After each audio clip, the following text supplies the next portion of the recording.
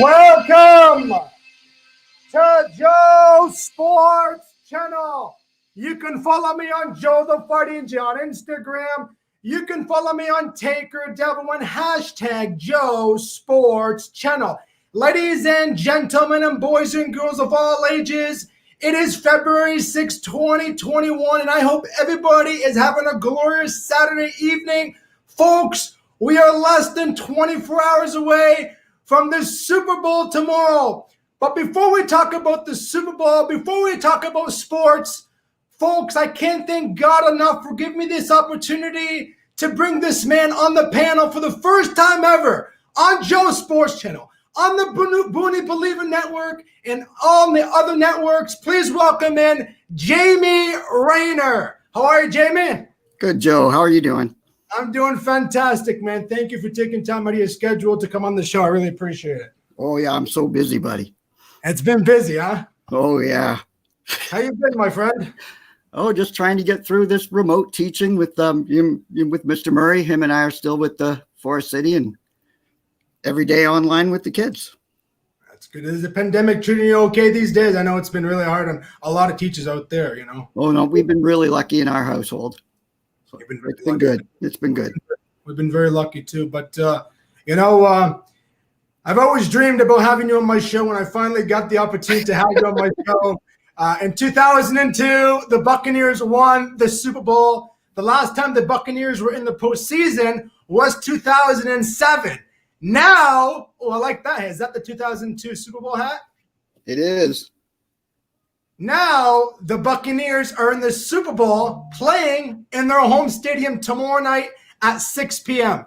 I want to take you back to the Buccaneers signing Tom Brady. What went through your head when Brady signed a contract with the Buccaneers at that time, at that moment? Honestly? Oh, man. I wasn't a Brady fan, Joe. You remember that, sitting on the bench? Was Yes. I a Brady fan? You were never a Brady fan, no? Well, I was when he was a Wolverine. Wolverine, yes. Yeah. So no, I was sitting here doing online with the kids, and boom, a buddy of mine texted me, Mr. Antoine, and he said, "Hey, check out NFL Network. They Bucs just signed Tom Brady." I went, "No way." I kind of thought they might have signed Cam Newton. I wasn't expecting them to get Tom Brady, but it settled in, and even my little granddaughter says that Tom Brady is Grandpa's or Papa's new man crush. Yes. Now, not only Tom Brady, you got Robert Gronkowski, you got Antonio. To me, that was the crazy part. I was always a Gronk fan, and then when they said, well, I think it was less than 2 weeks. We were just saying 2 weeks later, Gronkowski's going to be a Buccaneer. I went, no way, this could be good. Now, did you ever think that Brady could take this team from the bottom and take them to the Super Bowl? Did you ever have a feeling, any doubt feeling that they could do that? Because I did a little bit. I had heart. It's Tom Brady, the greatest quarterback of all time. Being a Bucs fan, like from when they came in '76, that's how long I've been a fan. Every year you hope it's going to be better than the last year. And, we kind of got burnt after the first Super Bowl. Off goes Warren Sapp and off goes John Lynch. And so I was just happy to come out, the quarter, even Winston, I like the guy. I really like the guy. Most touchdown passes in the league and the most interceptions. Yes. Most interceptions and most touchdowns in the league. And you know what? That's not very, you have to be consistent in the NFL. And now he's in New Orleans. And I think he's going to do fine there. I think he'll do well. He has to start fresh somewhere else. Now, going from the 2002 team to the 2021 team as the Buccaneers yourself, where do you see the Buccaneers sitting? Are they a future playoff team? Are they a Super Bowl contending team for years to come on? Or are they just a one and dealt, like one and gone? Well, I think if the management does the same thing that they did the last time, and is Brady going to come back? Or are they going to get rid? Will Evans go somewhere? Well, that's what they did last time. And I'd like to see them won, maybe another Super Bowl in the next 2 or 3 years, but I don't see Brady coming back next year. You don't see Brady coming back? I don't know. I don't know. Your contract. I know. It's fun though. You just kind of every year being a Bucs fan, it's kind of I guess it's what being a Jets fan would be like. Yeah, absolutely. Yeah, like a high school football team, like the Oak Ridge, exactly. A high school football team. I remember crying with my grandfather when they wore the old creamsicle jerseys, and we're like, I saw it the other day. It looked like Clemson. I had no idea they wore those jerseys because I don't follow. You'd never seen those jerseys? I've never seen those. They're classic looking now, but they were goofy looking then. I'll tell you. My friend was telling me on Instagram last night on a live feed. He's a rapper. He said those jerseys, they should play them for Super Bowl for tomorrow night. And I said that would be actually pretty interesting if they played those jerseys. That would be kind of cool. That would be kind of cool. But the game is set for tomorrow night at 6 p.m. The Buccaneers are home against Patrick Mahomes and the Tampa Bay and the Kansas City Chiefs. What's your predictions? What do you see? Funny you asked that. My brother just texted me yesterday and asked if I wanted to get in his pool. And it's a simple pool. All it is winner and total points. So I went Buccaneers 58.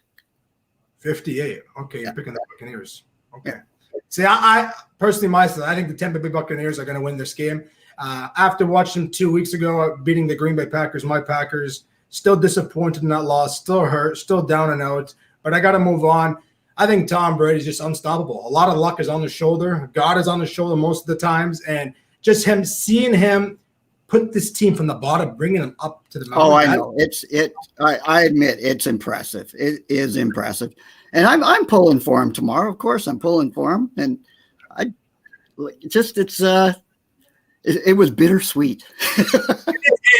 But the bittersweet part is they're playing at home, the first team ever. And not only that, if Brady wins the Super Bowl, he will have 7. So he'll have more than the Steelers, more than any NFL team in the National Football League. How beauty is it? And did it at home, not as a Patriot. No, yeah, absolutely. Played a wild card too against the Washington football team. Actually, Washington Redskins. We know it's a football team, but we're not going to get into that. I got a really good question for you. First off, I want to ask you, who needs to have the better performance, Patrick Mahomes or Tom Brady, to win this game? I think Tom Brady does. You think so? And why do you say that? I think Tom Brady does because he doesn't have the personal weapons like physically that Mahomes does. And so Mahomes, I think he's going to have his typical, let's go, flip it sideways, run the impossible horizontal passes and the whole deal. But I think Tom Brady's going to have to come up with a really the big guns throwing the deep balls and stay away from those 2 interceptions like in the Green Bay game. When those happen, man, I sat back on the couch and I said to Taylor, hey, well, what's the difference between Winston right now? Put Winston in. Well, your defense stood up, and you know what? I got to disagree with you. I think Patrick Mahomes has to have the better game because if you watched what happened 2 weeks ago, Brady had 3 interceptions. We didn't capitalize on any of them. No, you're right. No. So Patrick Mahomes needs to go there. If he wants to win the Super Bowl, if he wants to be the first quarterback that wins back-to-back at the age of 25 plus, he needs to have a performance. And you know what? I personally think Tom Brady is going to come out by a touchdown. He's going to have 3 touchdowns, 375 yards on the day, and Brady's going to win. Brady's going to win. I think both teams are going to get a defensive touchdown in the first half. both of them. Defensive. So you think because and probably they might even be early because they're still like that Tampa. They're a young team and they're not used to being even in the playoffs. Yeah. You know, and there's going to be some jitters and there's going to be running the wrong routes but I'm looking forward to it. The whole deal. I'm looking forward to seeing Tom Brady throw a 60-yard bomb down the field and Mike Evans catches it for the touchdown. I want to see Mike Evans hold that Super Bowl because that guy deserves it. One of the best receivers in the game and one of the most underrated receivers in the league in the game today. What was it? Didn't he 2 years in a row, wasn't it? Leading receiver. Yeah. Yes, he's phenomenal. Yeah. And were they in the playoffs those years? No. Like 2007. I was 7 years old. That's a long time, man. You know, so it's going to be a good Super Bowl.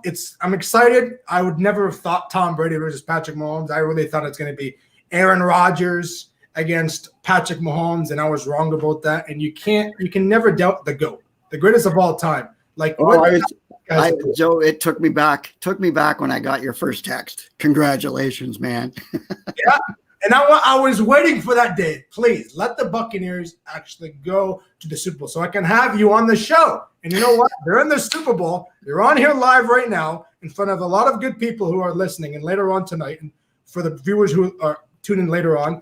And not only that, you have the Buccaneers having a huge halftime show tomorrow. So I can't wait for that one too. It's gonna be the weekend. You're looking forward to the weekend, are you? I am looking forward to that. I actually pretty like him. He's a good singer. Really good singer. You like him?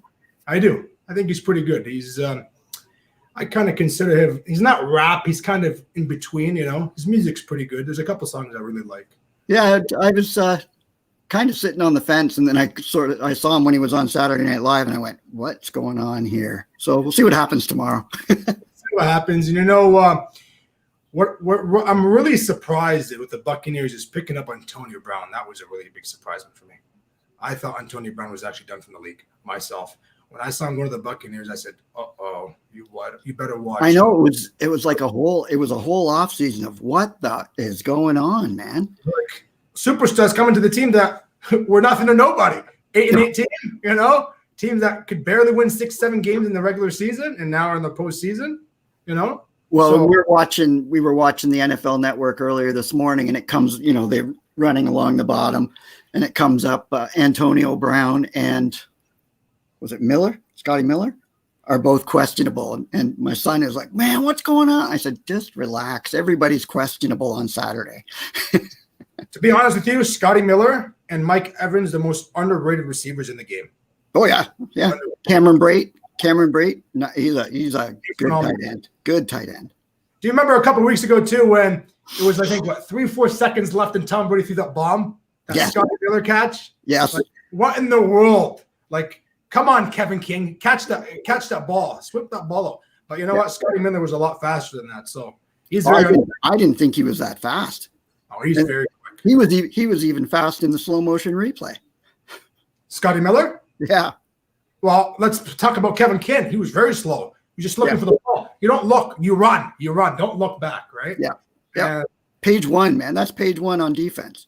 That is page 1, and page 2 is don't kick the field goal. Go for it, 4th and goal. Stop 3 timeouts with 2 minutes and 2 seconds left. You're on the 1 yard line. What are you thinking, coach? What are you thinking?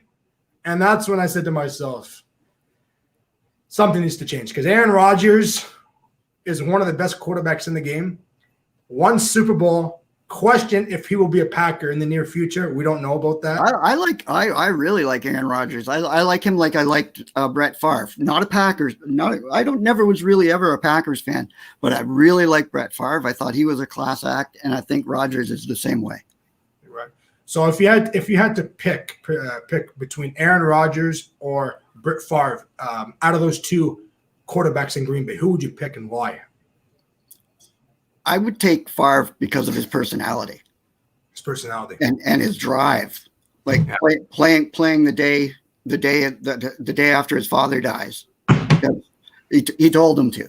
You know, that kind of thing. Let's go. You know, I just always thought he was a character. And then he's I don't think I've seen Aaron Rodgers show up in any movies like Brett Favre did. Aaron Rodgers Brett Favre was in Something About Mary. Yeah. What was that movie, guys? Put in the chat. What was that movie with Brett Favre in it? That was a funny movie. There's Something About Mary. That's the name of the movie. Was that when the Buccaneers won the Super Bowl in 2007? Was that 2002? No, in 2000. No, I mean 2007 when they made the postseason. Oh, Guys in the chat, if you know about that, put that. I want to know what year that was, because I'm very interested. See, Aaron Rodgers, he keeps his business private. He doesn't talk to his family much. I heard the other day him and his girlfriend keeping stuff just private, and I kind of like that idea. But at the same time, that he doesn't talk to his family, that must hurt. Seriously, yeah. You know what I mean? That kind of, you're in that state in the NFL on television. A lot of people look up to you, and you're not talking to your family. And I bet you a lot of kids just look up to Aaron Rodgers and say, "Hey, you're an awesome guy, but why don't you talk to your mom and dad, your family?" You know what I mean? Kids start looking up. Though, that's the first I heard of that. What, Aaron Rodgers not talking to his family? I actually heard that part. Yeah, I knew he liked to keep his business private, but I didn't know that part about the family. Yeah, I heard that a couple of years ago. My uncle was telling me, I think, or I heard it somewhere. So it's going to be really interesting. How you doing, Canadian Bacon? Thank you for coming on the show. I appreciate it, buddy. Canadian Bacon's pretty good. But yeah, I'm very excited for this Super Bowl. Now, I heard the other day, actually last night on Fox News, that the Sean Hannity show at 9 o'clock, they're talking about you can't cheer at the Super Bowl. You have these things that you can bang. You can't scream or yell. Like the stuff that they gave the fans in Green Bay? You can't yell. Oh, probably because it's so few fans that the mics will pick up anything they yell. Or is it because the masks? That's another thing I say. Taking the mask off. Yeah. And I'm saying to myself, for the love of God, you got 22,000 there. You're all spread out. Can we just have once a day with no COVID-19, no political talk? Just have a normal day in America and around the world. But here's another question for you about the Bucs playing at home. Are they going to be allowed to fire the cannons when they score? Because it's supposed to be a neutral field, right? Yes. I'm sure they would. I can't. Well, you know what? I'll tell you. Know when we'll find out is when Tampa defers and or takes the opening kickoff. And runs it back for a touchdown. If the cannons go off, we'll know. Well, you know what? Don't be surprised if they don't. Don't be surprised, because I wouldn't be either, because it's supposed to be a neutral field, right?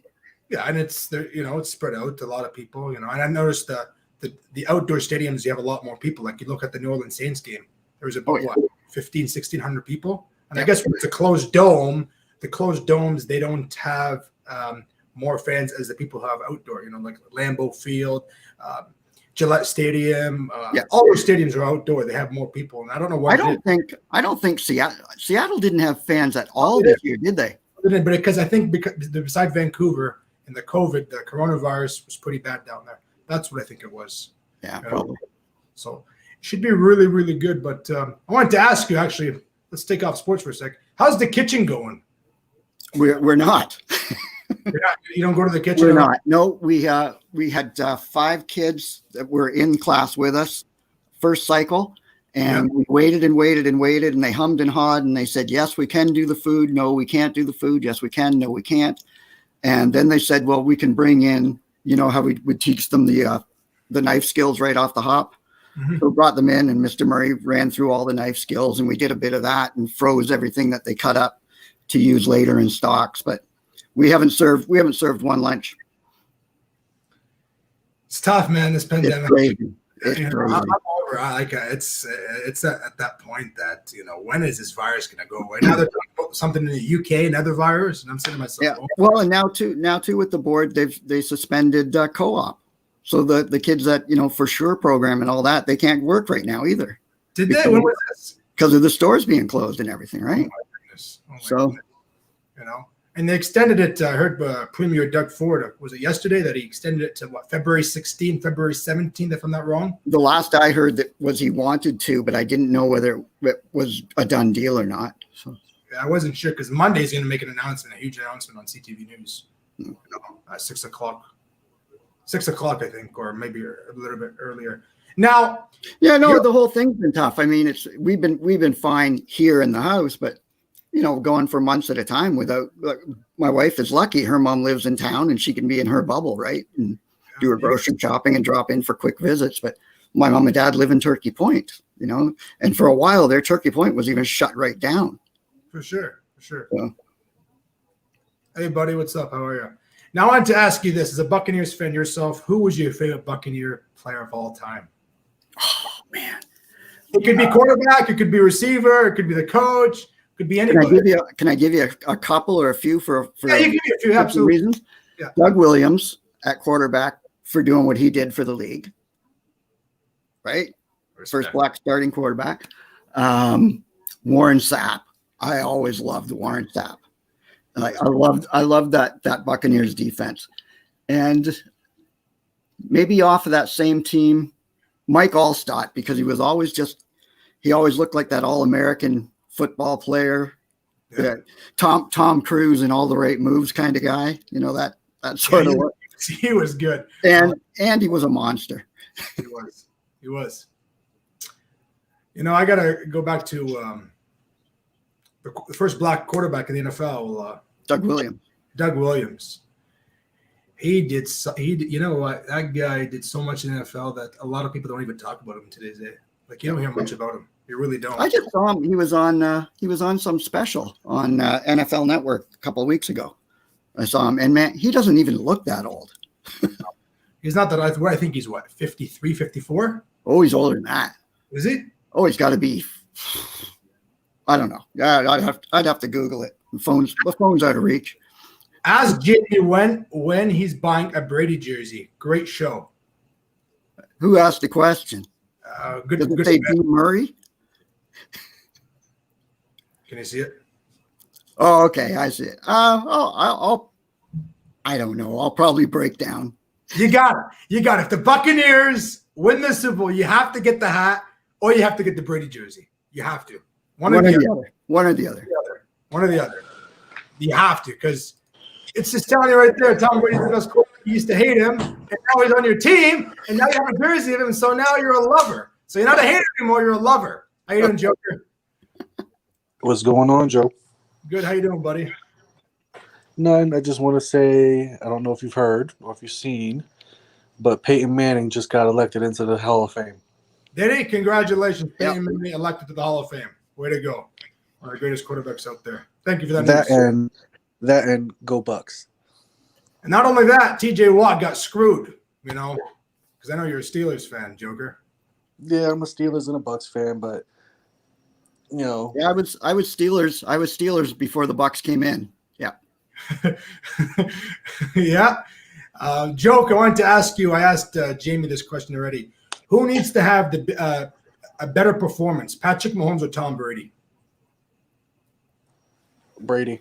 As much as I hate to say it, but the GOAT needs to have a better performance. And what did I say, Joe? Is a young, hungry, fast guy. Yep. You think so? And you got to understand, he has a better O-line than I would honestly say Brady does. So he has more time in that pocket. He has more time to maneuver. He has more time to do a lot more things than Brady would. So Brady has to be at his A game tomorrow. But I think tomorrow's going to be a more defensive game than it is offensive. I personally think so too. I think it's going to be a very close game. I think it's going to be by a field goal, by a touchdown, 2017, 17-10 the final. Kind of like that Rams and Patriots game. That was a very defensive game. Back and forth, and then Patriots just exploded after that. Yeah. You remember that, right? So at the same time, you got Mahomes, the future, and you got the greatest of all time, who's could lead. He could retire tomorrow. He could play another year. He could play another 15 years. We don't know. He's like a Yamir Yager. He just loves the game, right? 15, Joe. 15. Come on now. Who knows? Who knows? 15, 10 years. Who knows? The guy just gets better and better every year. If you really look at it. No, you can't. I can't deny it. Yeah. Like when we were at Central, we were talking. Okay, used to talk about how bad Tom Brady was, how bad he is. Now you're coming to the show and you're just saying, "Please forgive me, Mr. Booney. I like Brady now. I need to buy his jersey if they win the Super Bowl." Everything it comes around its corner. Everything comes around its corner. Hey, what did I tell you when we were talking the other day? Still waiting for that other shoe to fall. The Tiger Woods syndrome, man. Yeah, still waiting for that. I don't think it will fall. I really don't think it will fall. Absolutely, I don't think so. But, Listen, I've told Joe this since the playoffs started. If Brady was able to get past the Saints, he's gonna make it all the way to the Super Bowl. I said that is their biggest problem. If he plays the Saints it always has and he passes the Saints, he's going to the Super Bowl. Aaron Rodgers was not going to be an issue. Congratulations on your MVP, but you're not in the Super Bowl, buddy. Like I said again, there was a lot of luck on Brady's side that game too, buddy. 3 interceptions. Okay, we didn't capitalize. That was all defense. That was all defense. Your defense won the game. Your defense took you to the Super Bowl, right? Hey, you know the saying: offense wins the games, but defense wins championships, baby. Okay, so let me ask you this: that Jared Cook fumble. Offense. My grandfather used to say, "Offense takes the trophy, and defense gets the girls." That's another one. Okay, I like that one. I like that one. But look, the Jared Cook fumble.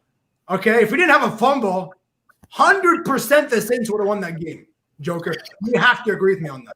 You have to. No, I think you gotta remember what the final score was, bro. It wasn't a very close game towards the end. It was the interceptions that killed the Saints with Breeze's interceptions. But you could say the same thing about Brady. You know, so those interceptions were fluke interceptions. You know, they were passes that literally got tipped up and that the Saints took advantage of. Yes, yeah. But the defense shut Breeze down.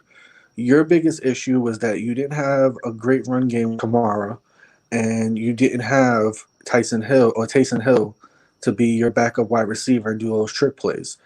Now, if Taysom Hill was in there, we could be possibly saying another story. This could be a different Super Bowl. Oh, yeah. True. Now, you got Antonio Brown who's in the Super Bowl, and you got Ben Roethlisberger's home. You got Le'Veon Bell's home. The guy who likes to – Le'Veon Bell's not home. Le'Veon Bell is on the Chiefs. Oh, yes, Le'Veon Bell is on the Chiefs. You never hear about him. You never hear him play, right? Not much. So we have the backup running back. What'd you say? He's the backup running back. He's the backup running back, but you never hear him on the field, 1-2 plays. He's a good guy. He's a really good player, phenomenal. Surprised we don't play him more often, right? See what happens. Yeah, but you got also Edwards-Helaire as your main running back, and I'm sorry, but he's 10 times better than Le'Veon Bell.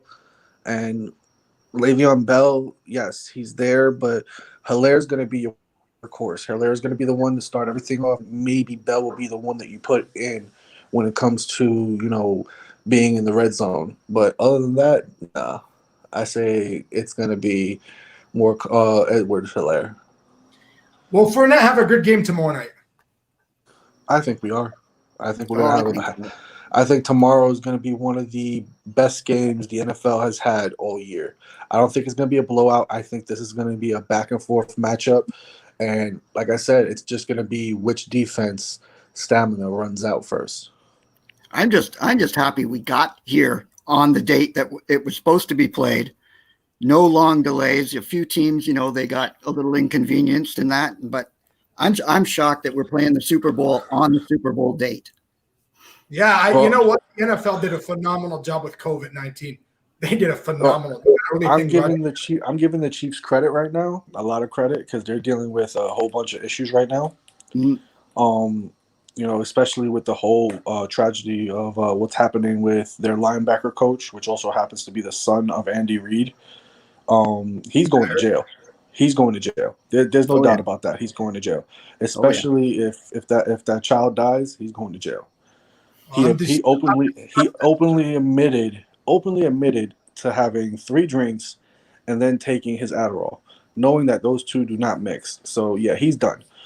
Don't be surprised if within the next couple of days, whether it's after the Super Bowl or whatever, that he gets fired, or if they do it quietly. But he's going to jail.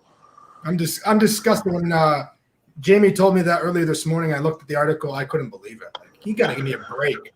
Would you send that message that I really liked? It came out really good. In today's day, we don't deal with that. I can't remember what you said. What did I say? That message you said Pacific Message. I said, oh boy. Hold on, I can go look. I got it right here. But you know what, though? I give the Chiefs credit for the way they're handling the situation. I give the Chiefs credit for the way that they're not publicizing it more than it is, and I give them credit for handling it professionally and still pushing on. But the thing is let's be real.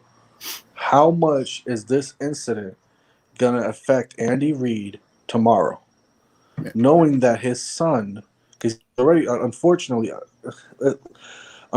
Andy Reid and his family do not have the best history when it comes down to substance abuse, and it's very unfortunate. It's very sorrowful, and I feel bad for him and his family, especially going through this. Because no one, whether you're the victim or the person who does it, should be going through this. But how much is it going to be weighing on your mind tomorrow, and is your head going to be in the game? That's the biggest thing.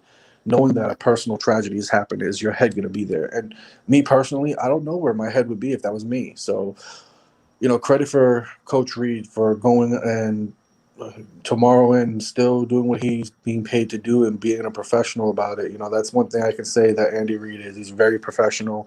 He's a great coach, but I just hope that he can have his head in the game and be able to do what he has to do, because that's a buzzer. That's what's going to be the determination of everything. That hurts. That's going to kill him inside. I bet you think what I wrote, Joe, was I said, in this day and age, no excuse for that behavior. Yes, I like that. That behavior. And like I said, it just sucks because he's looking at this whole situation. He's gotten in trouble for rage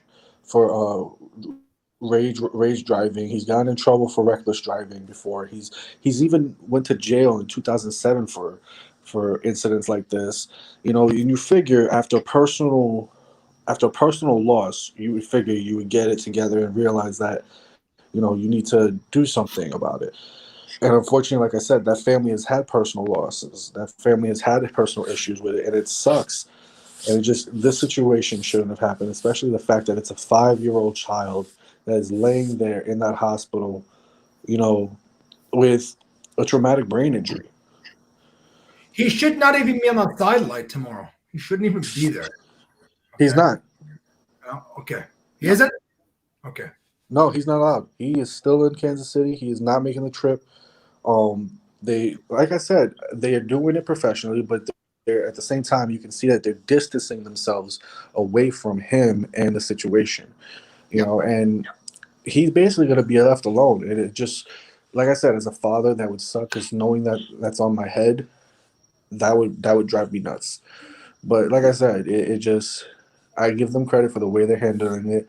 I give them credit for the way Andy Reid is handling it, but that's a situation that is going to be bothering him. And the fact that he was also the linebacker coach, how much does that bother your players? How much does that bother the team? Oh, yeah. How much does that affect? It's going to affect a lot, especially the kids. It's going to affect it a lot, And don't be surprised, folks. Don't be surprised if, you see him going to jail, like Joker was saying. And, he should. Dues, he has to pay his dues what he did, right? He has to be held accountable. That's the right word to use. Held accountable. Yep. If he's not held accountable, then what is held accountable? But Mr. Rayner, Jamie Rayner, I know you said you got to get going soon because it's been over 30 minutes, but I really want to thank you. Oh, it's been great. Thanks. I really enjoyed you. You can come anytime you want. And I might take you up on that, buddy. Anytime, every Saturday at 10:30 p.m. Eastern Time, we're live. And I tell you, we're not using the bench in the mornings, but the bench hasn't been the same without you on there in the morning. Really? Okay, I'll come back one of these days. I'll come back and sit on it, and we can talk about how bad Brady is. We'll talk about those members. All right, man. It's been an honor. Take care of yourself, and I'll talk to you after the show. All right. Thanks a lot. No problem. Take care. Bye. Bye. Bye. How you guys doing? What's up? Joe, how are what's you, going brother? on, Joe? I'm doing fantastic, buddy. How you doing? Thank you. I'm doing great on a Saturday night. What's up, Mr. Drew Evo? Philadelphia and San Jose are in the Joe Booney Sports Show. I love it. How you guys doing? Good, Drew. Can we hear you? Can you hear me? Yes. Yeah. I can hear Hey, you. Good. Joe. We all can hear each other. Awesome. I can hear you guys. Now, listen. Super Bowl is tomorrow. The first time Yes. ever. Tampa Bay. The Buccaneers are playing home for the first time ever. Tom Brady versus Patrick Mahomes. Date from the 4-8 show. Who's winning and why? Joe, I'm rooting finally. You have to understand this. I was hating on Brady for years. Years I've been hating on Brady. But finally, I'm rooting for him because you got to remember, I'm wearing San Francisco 49ers just pre-COVID. Pre-COVID, Patrick Mahomes took out our team. You know, this was we've been dying. The Niner fans of Niner Nation, we've been dying to win another championship, right? We failed with Kaepernick. We've been to the playoffs. We haven't had success since the 1980s. And here we were in 2020, right before the coronavirus exploded. And Patrick Mahomes took us right out, right? So I can't stand Patrick Mahomes. I'm rooting for Tom Brady finally rooting for him. How about you, Drew? I'm rooting for Patrick Mahomes. Oh! And I'm going to tell you why. Tell me why. Nobody's stopping Kansas City because Tyreek Hill against the Tampa Bay Buccaneers early this year had 200 yards receiving in one quarter. You can't stop that. You can It's stop over that. already. Listen, who's going to have a big game tomorrow is Robert Gronkowski. He didn't have any big game this year, but tomorrow at the Super Bowl, he's going to have one of the biggest games of his life. I'm telling you, nobody's going to stop Gronkowski. He's going to be for those 30 and 15 bombs. Tom Brady's going to capitalize, and the Buccaneers are going to win. But at the same time, who needs to have a better performance, Patrick Mahomes or Tom Brady? Patrick Mahomes. Tom Brady needs a better Hold on, Joe. Hold on. Let me stop you right there real quick. Gronk is not going to be a factor unless they're in the red zone. I'm telling you. The one you need to look at is the back. My The heart's one you telling need to look at is the backup tight end. He is, if you notice, for the past couple of weeks, he has been Brady's main tight end project all the way to the red zone. And then when the red zone hits, that's when you see Gronk. Gronk is going to be a decoy tomorrow. Gronk is going to be a major decoy tomorrow. The ones you need to watch tomorrow when it comes to Brady is going to be Godwin, is going to be Mike Evans, and it's going to be Leonard Fournette. Those three are going to have a monster game tomorrow. Now let me answer to what Joker is saying. Who's going to have a monster game? Because I represent the 408, that's San Jose, the South Bay area, Silicon Valley. Is Vita Vea, one of the top defensive Samoan players in the entire NFL, drafted number 8. This monster was a 315-pound running back that broke all kind of school records. People, they say when he ran football in high school, people didn't even bother to try to take him down. And now he's one of the best defensive players on the Buccaneers. And he's looking to have a huge game, so much so that Patrick Mahomes was interviewed this week and said that this is a guy that I need to have my eye on because he's one of the best pass rushers in the NFL. So they know that this guy from the Buccaneers is a playmaker, and he, like you guys were talking about, making defensive plays that could upset the game direction. You got to look out for this guy because he's from my neighborhood just 15 miles away. And he goes back to the high school regularly to support those kids and help them train to get into some good college programs. So he also remembers where he came from. Now, Dave, you told me last night, I want to bring the story up. You said you went to the same school as Tom Brady and played against him? Or what did you say? Well, first of all, I got to say this because Drew knows this story. Dave from the 408, I've gone on everybody's podcast and always told this story, so much so that people are sick of this story. I got to hear it, man. Okay. First of all, now at this age, because I've been saying this story for like 5 or 6 years on people's podcasts, I've given away my age. I'm Tom Brady's age, but I think I look okay for Tom Brady's age, right? I mean, I'm not too bad, right? Tom Brady's age? I'm Tom Brady's age. I told you I play. Here's the story. Okay. I did not go to high school with Tom Brady. I played in the same conference as Tom Brady. We played in the Western Catholic Athletic League in the Bay Area. So I won't give away my high school, but I played football against him my freshman year. I only played football once. I was a cornerback, and I was an awful cornerback, Joe. I mean, Mexican guys are not known for speed. So much so that I got demoted. Drew's laughing his ass off. I'm sorry. No, Mexican guys are known for boxing, right? Right, Joe? I'm sure you're still better than Kevin King. But I was a cornerback in high school. A cornerback? You played cornerback too? I play cornerback. I play safety. I play wide receiver. But yeah, who ended up getting demoted to special teams? That's where I got demoted. Yes, My best Joe. position was safety. They love You me at look like you safety, could but play I could pick safety. the number one receiver always. So here it is, Joe. All right. I'm just on the freshman league. It's in the 1990s. And I had no idea that I was playing against a future Hall of Famer, a guy that would fucking go on to win, excuse my French, how many Super Bowls? I lost count. And for years as an adult male, every time I saw him in the Super Bowl, at every Super Bowl party, I said, I can't stand that guy, Tom Brady, because I was a hater. But now, in my 40s, I've turned a leaf, and I can say, you know what? Wow, that was amazing that he threw a touchdown, and I was nowhere near his wide receiver as a 14-year-old kid, okay? Now I can remember it like it was yesterday, because in the grand scheme of things, the way you have memories, you know what I mean? Things kind of fade out, things that were insignificant.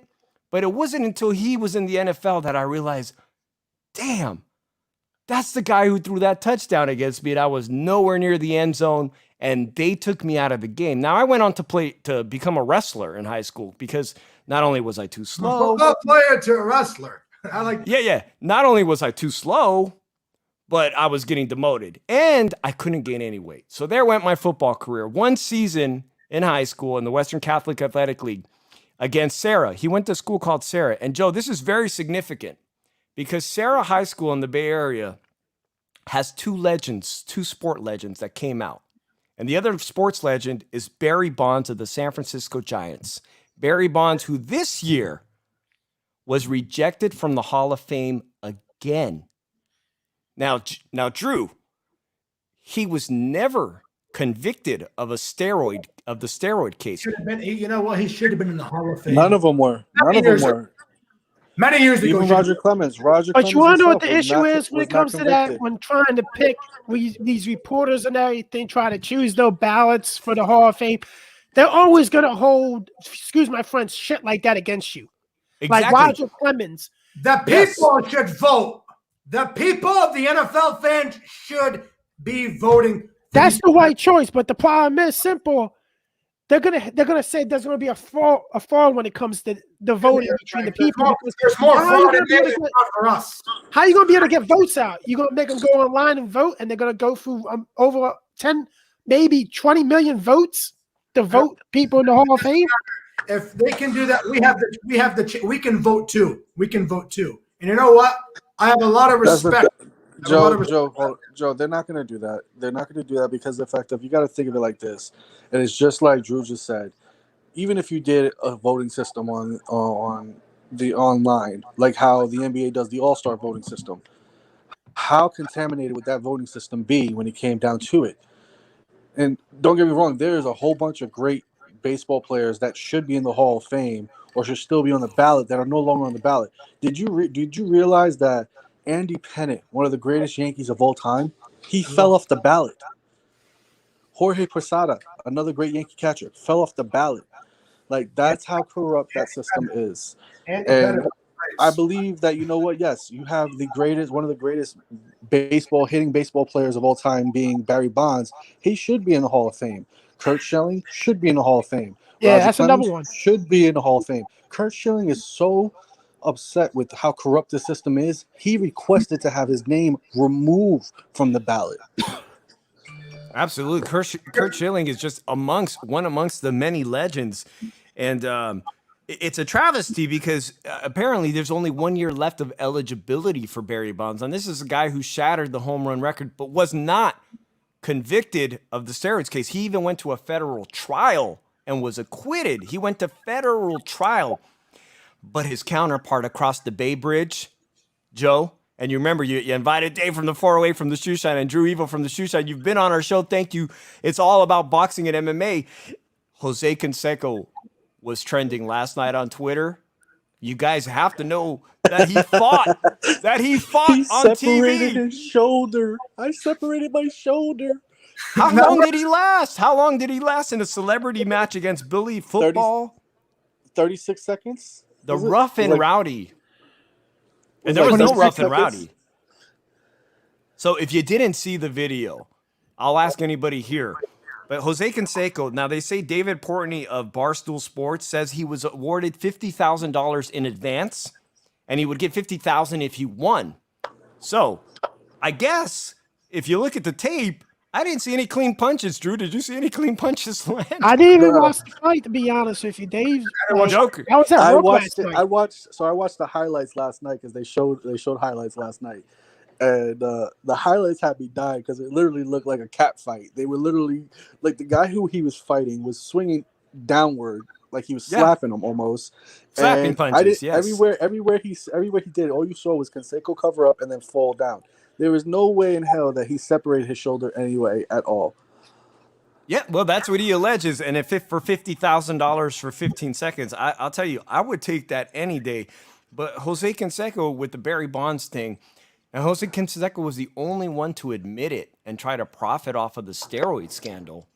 And to this day, he's out there, leeching for cash. It's kind of sad. It really is kind of sad, the Jose Canseco's story, in my opinion. Will Alex Rodriguez be in the Hall of Fame?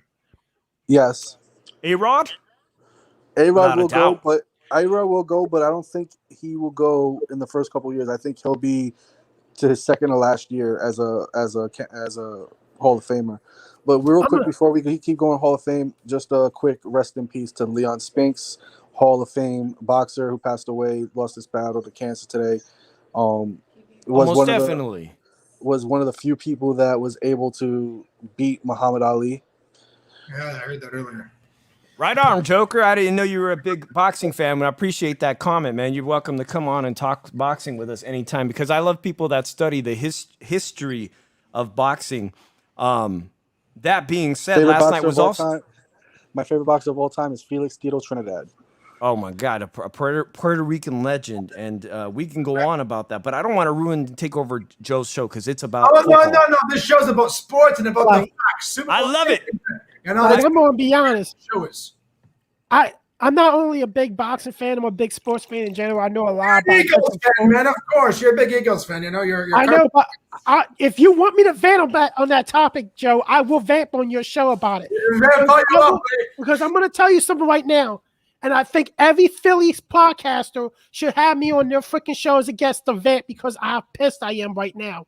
How this and Dave, you know what I mean about being an Eagles fan because you're a Niner fan. You went through that frustration for years. Oh, yeah. Listen, you got the worst quarterback in the National Football League. Let me tell you something. Carson Wentz in his best year is the MVP. I can't believe you showed up without a Philly Eagles hat tonight. He had one bad year. Brett Roethlisberger had his bad fifth year. Matt Ryan had a bad fifth year. Donovan McNabb had a bad fifth year. Peyton Manning had a bad fifth year. And I'm going to tell you this right now. Peyton Manning's stats were 23 touchdowns and 26 picks in his fifth year as an NFL quarterback. And they finished 6-10 that year, the Indianapolis Colts. Holler at me on that one. You want to know why? Because I know my freaking history. Can I stop everybody for a sec? Johnny Savage, just to be honest with you, can you please take your last couple words out? The show's about love and about respect. Please take your last couple words out of your name. Thank you. Oh yeah, Johnny, just change the title in your name. I don't. Oh God. I'm gonna be honest.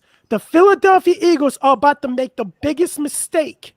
The Philadelphia Eagles already made the biggest mistake. Getting rid of your coach was the biggest mistake. No, the biggest mistake is going to be taking that big cap hit when you're already almost 80 million over the cap, and you're about to be over 100 million over the cap after trading Carson Wentz. Because I'm going to tell you this right now. There's so many bullshit stories coming around saying he doesn't want to be here. How do you know he don't want to be here? You need to research. People need to research before they believe in any stories. Then they're saying, Adam Schefter saying, oh, they're close to trading Carson Wentz. Then you got Eden Rappaport saying that they're not even close. They want Wentz back. What the hell are we supposed to believe? And I'm going to tell you this right now. There's no way in hell we're taking Nick Foles back. And I'm going to tell you why. Nick Foles has never finished a full season as a player because he's on a bench or injured. Yeah. Wait. Who won the Super Bowl for you guys? Nick Foles, but he wasn't. He's not a full-time quarterback. He's a backup. I don't care if he's a backup, And or if he he's beat Tom Brady.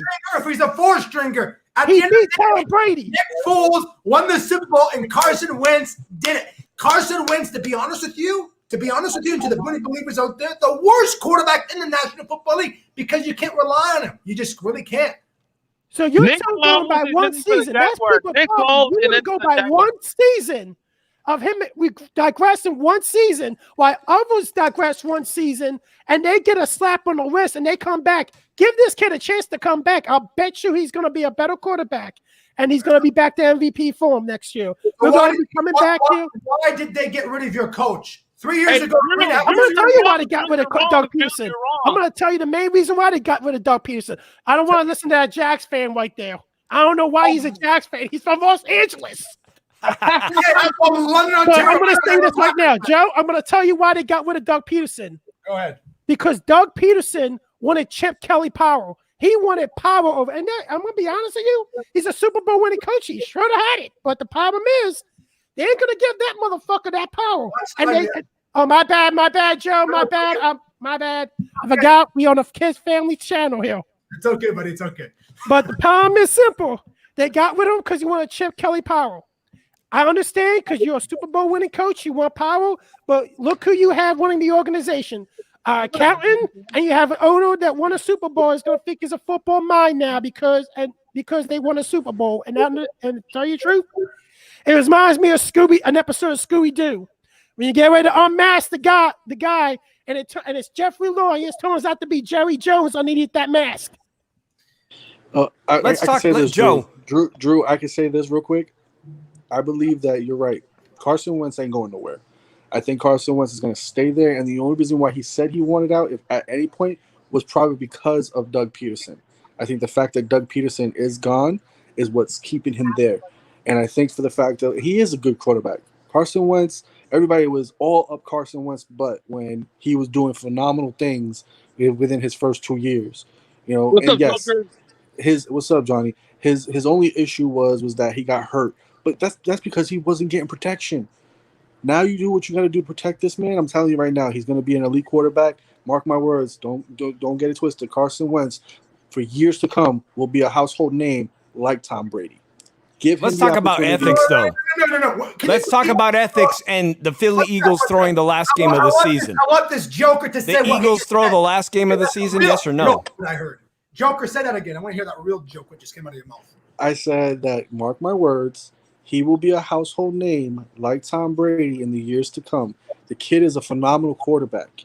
He has the mindset. If he has that protection, he has that coaching style that can actually make him become what he is as a quarterback.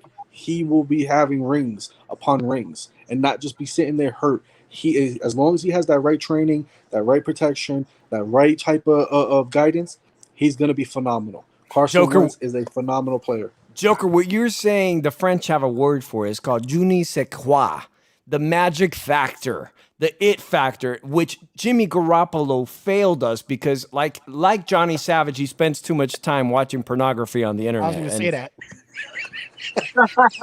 And that's why Jimmy G failed us, because he's too busy dating women who work in the exotic adult industry. Exactly.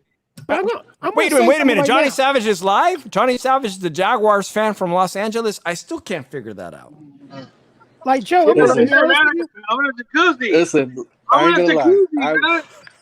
I was rooting for Jimmy G last year. Especially because of the fact of he was a good quarterback. But he crumbled. And he crumbled. He did crumble under the pressure. Because Patrick Mahomes Patrick does have that it factor. Now, he's already proven it. And that's what stinks about the Niners, is that we keep searching for that one guy who can go all the way, who has the champion medal. Like in boxing, there are guys that are destined to be champions.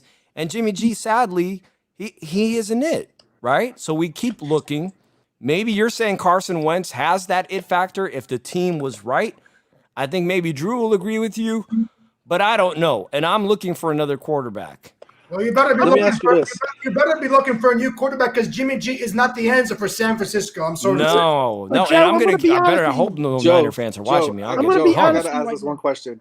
I gotta ask this one question because I know you put this question to to what's his name? One of your friends that's in PA, that he's a 49ers fan. You know who I'm talking about. My question is this, and this is for you, Dave. The fact that Aaron Rodgers is a free agent right now. I would die to have Aaron Rodgers. There he is, Adam. There he is. That's the person I was talking about. I got to correct you on that one. He's not a free agent. Hey, go, bro. It's like Joker knew he was coming up, so he had to bring that topic up. Joe, I'm gonna let me say something. Is he not a free agent? First, he's not a free agent, Joker. I gotta correct you on that one. He has 2 years left on his deal. He's not a free agent. No, he has 2 years. The Niners are actually going for Detroit Lions as quarterback. But I'm going to say this right now. Stafford just went to LA. Yeah, they were buying for him, so now it's up in shambles. We're probably going to keep rolling with Jimmy G. I'm going to be honest with you guys right now. Would you take Deshaun Watson? I would take anybody because I already know. Here's the thing. Whether we're talking boxing or UFC, it's very rare for a guy to get a championship opportunity, fail, and then get a second chance and win a Super Bowl. So you've already proven to me that when all the bright lights are out and all the focus is on you, you don't have the mental fortitude to rise to the challenge. The way Patrick Mahomes did in the Super Bowl last year.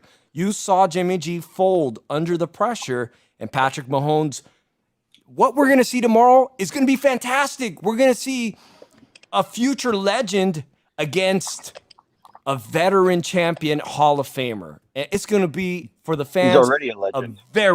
He's already a legend. I will say this, Dave. There's been one quarterback where I have seen that went to the Super Bowl, lost, and then the very next year won. I'd like to know who that is because he beat Peyton the Manning. odds. Peyton Manning.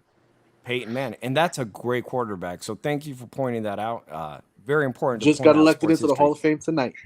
Oh man! But I wanted to ask Adam. Go ahead, Drew, and then I want to ask Adam something. I'm going to say this real quick. I think my team can compete next year because, tell you the truth, even without the lines fully healthy, we have a solid offensive line still with the 2 rookie backups, and because they have all 3 of them had high ratings when they were playing every week on the line in Philly, and we still have a solid defensive line, and they're the 2 first things you build when you go drafting your offensive line, your defensive line. And the second thing, you just have to build the outside. But I think we keep Wentz. We try to draft the receiver, maybe Chase or Jalen Riddle or maybe Devontae Smith or something, or go defense and get Patrick Surtain. I think we can be a solid team if we make some right picks. I don't think we will because look what we have picking our team, High Roseman. Drew, the Eagles need to go for that tight end out of Florida. That's another thing that they were thinking about picking. I wouldn't mind him either. With Dallas Goedert, that's a lethal combination right there. Mm-hmm. But I'm going to tell you this. I predict the Tampa Bay Buccaneers will only score between 17 to 20 points tomorrow and lose the game. I agree. Joe, can I share a video? Absolutely, go ahead. How does this work? I'm going to try it because don't use StreamYard, but let me just see if this feature works. Maybe it doesn't. Hit share video at the bottom of your screen, and then make sure you check audio with it too. Yeah. I want to thank everybody who is taking the time out of the show to come on the show tonight. I really appreciate it. It's pretty lit. I love it. I love every bit of it. Adam, thank you. And John, how you doing, my friend? Not bad. Mr. Laurinaitis. Okay. Is the video up? So what do you do? It's on the bottom of the left-hand side. Okay, Who's having a great Super Bowl Sunday? Come on, let's hear it. Let's give it up for the great staff at Hofbräu House, Las Vegas. That's right. Let's go Rams! Yeah. Hey, High Pitch, somebody's having a problem scoring here today, but I think we can resolve that. Now, I've been told that Hofbräu House is the place to come if you've been a bad boy.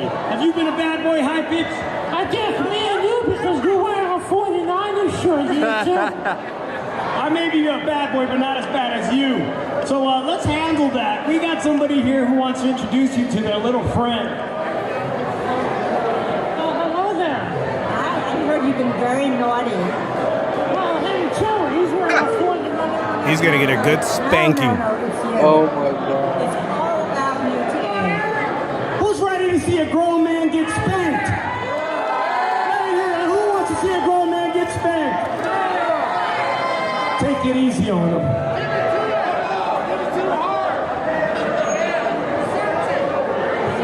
His butt cheeks were never the same. Look at all these hardworking people working in the restaurant industry pre-corona.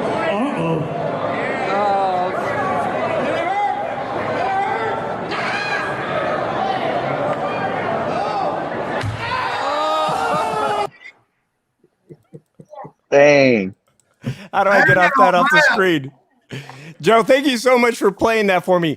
No problem. He got a real spank. That's Two years ago, Joe, I was in Las Vegas. I got High Pitch Eric from the Howard Stern Show. $1,500 gig to show up and host a Howard Stern fan football party. There was over 1,000 people at this party. And Johnny Savage, where's Johnny Savage? He made such a fool of himself that weekend because he does Vegas the way you see it done in The Hangover, right? So that sounds about right for him.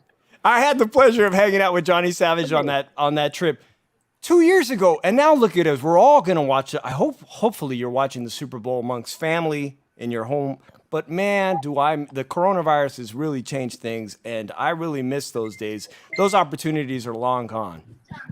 I wanted to ask you dates from the 408 show.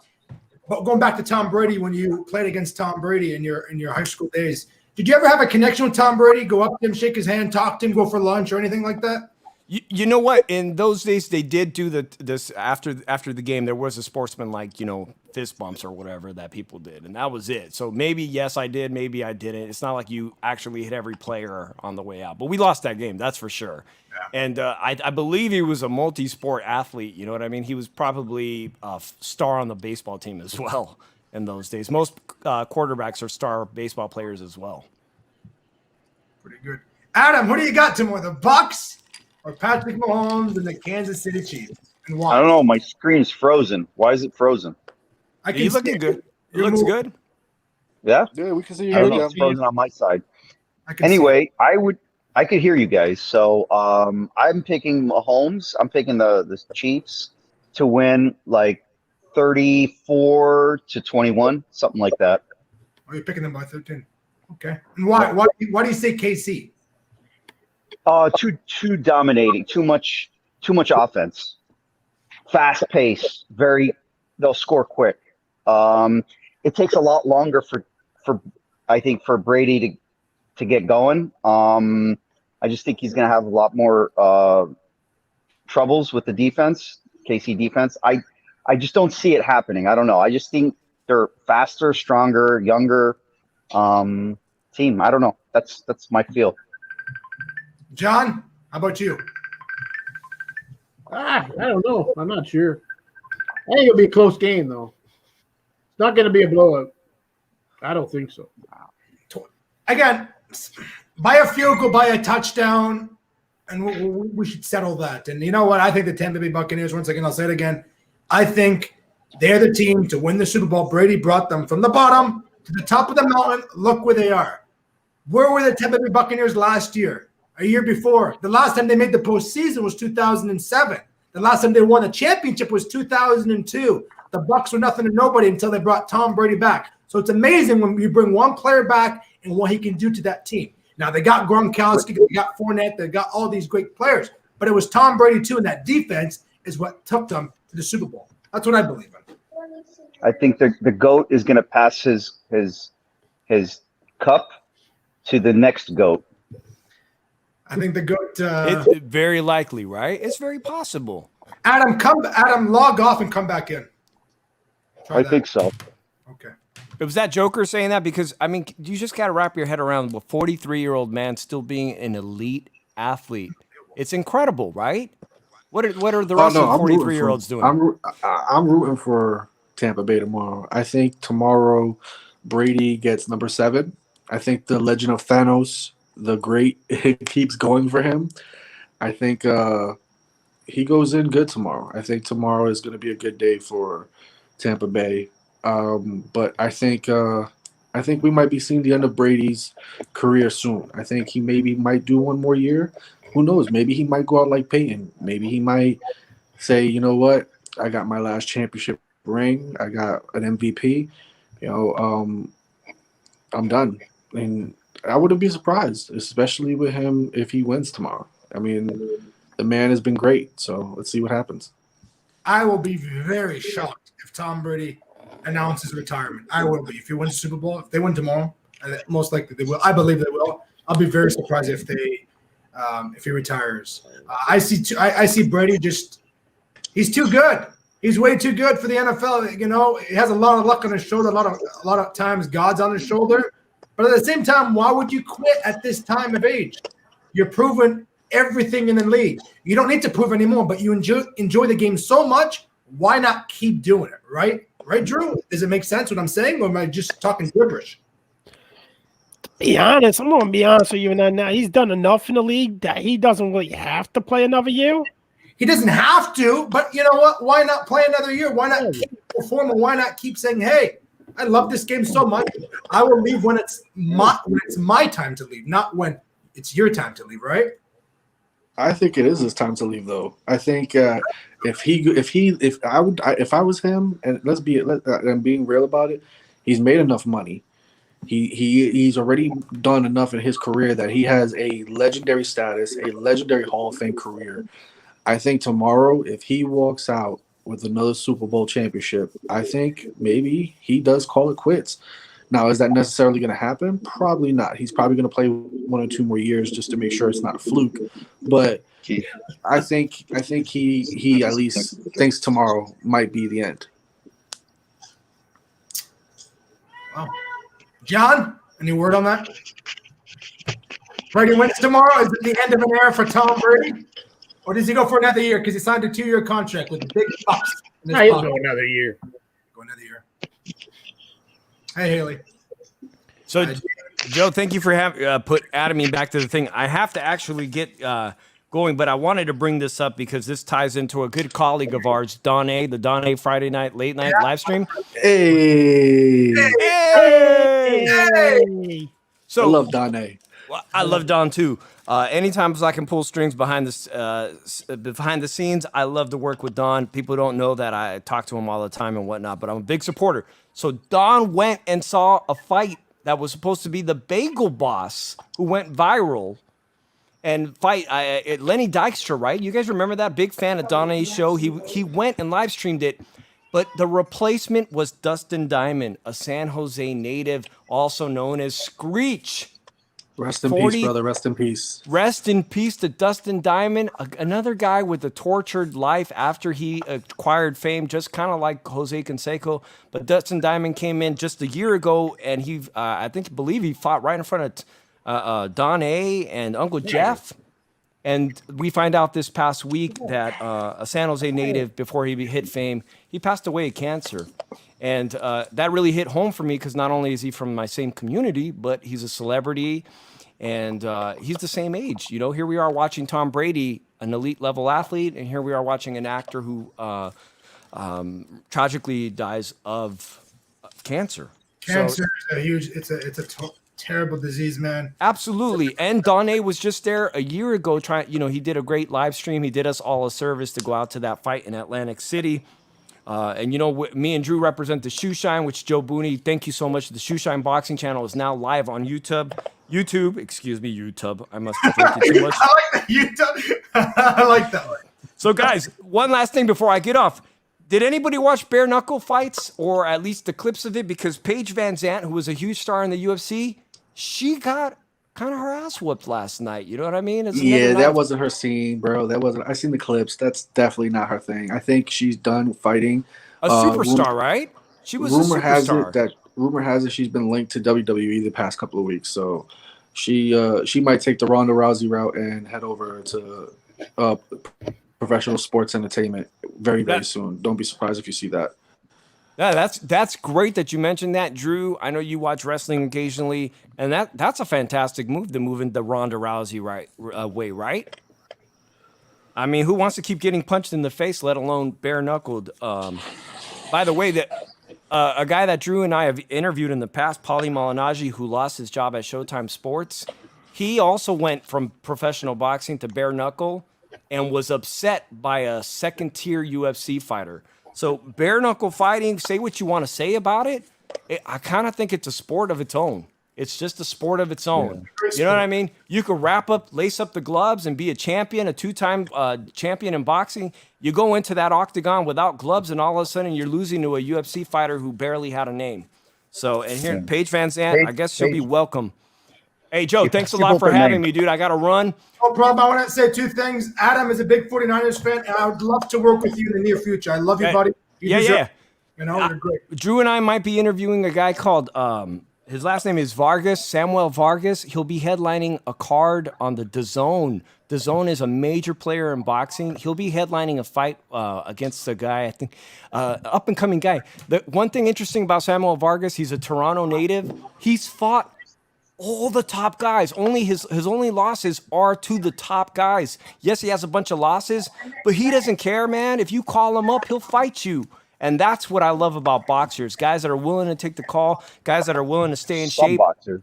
And some boxers, not all. And we love to talk about that on the Shoeshime. Adam and Joker and John, you guys are welcome to call in anytime. But Joe, I Dave, definitely want you to. One last thing for you. Yes, sir. One last thing. Do you know who Joe Smith Jr. is?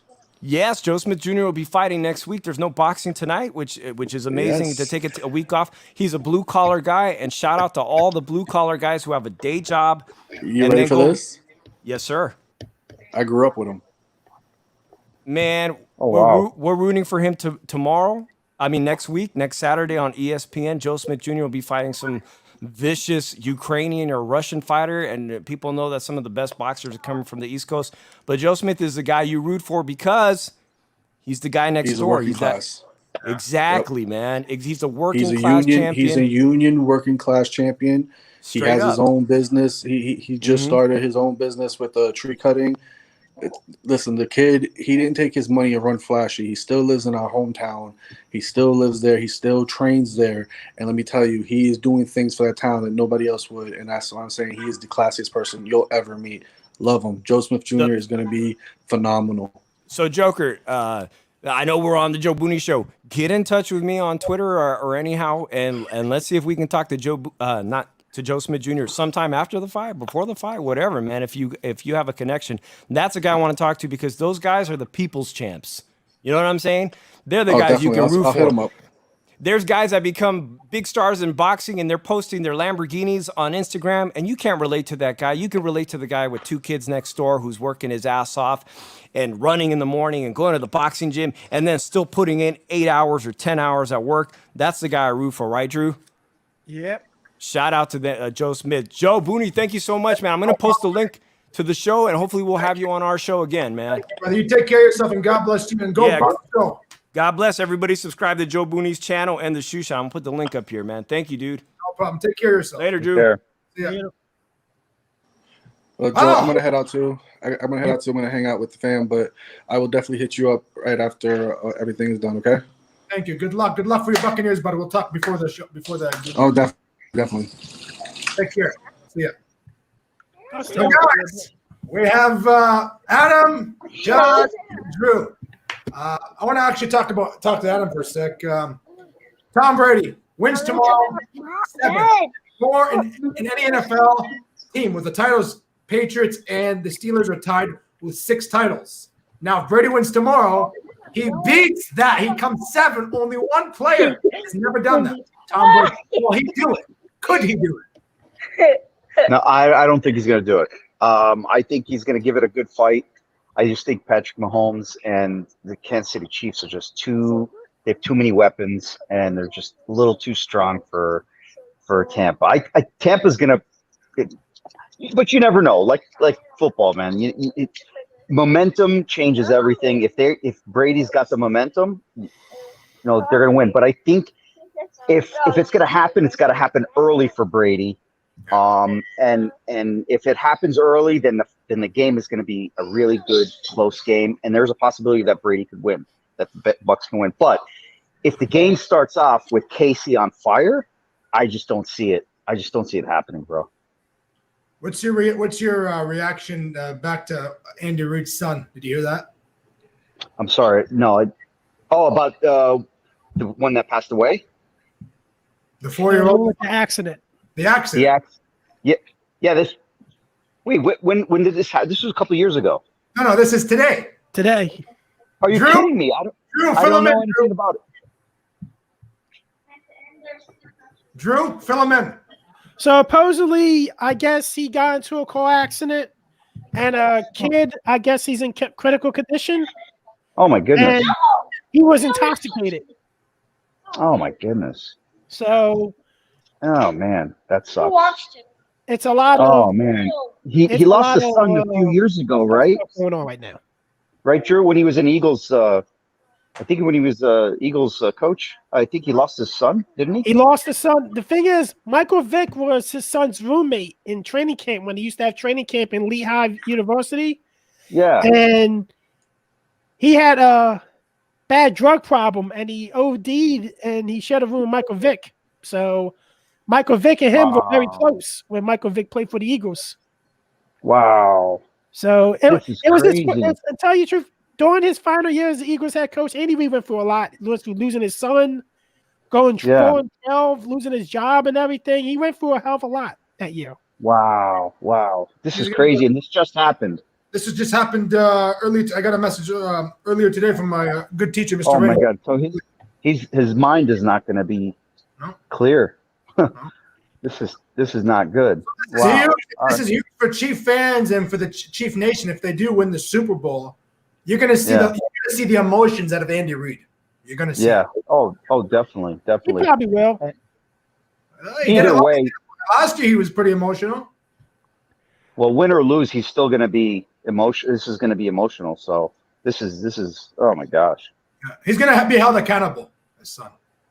Yeah, his son's got to be held accountable regardless of the situation because, one, he's intoxicated.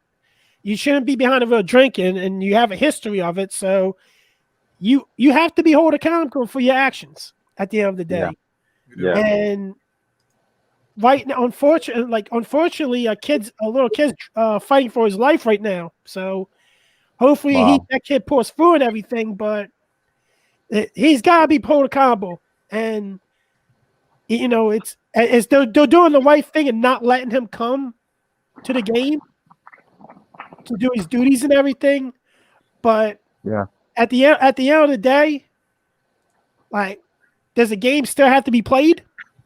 And we just gotta get on with it. And, hopefully the kid pulls through and everything. But that's an outside issue and everything. Right. It's pretty sad. But it's going to affect them the whole game. It's going to affect. It is going to affect them.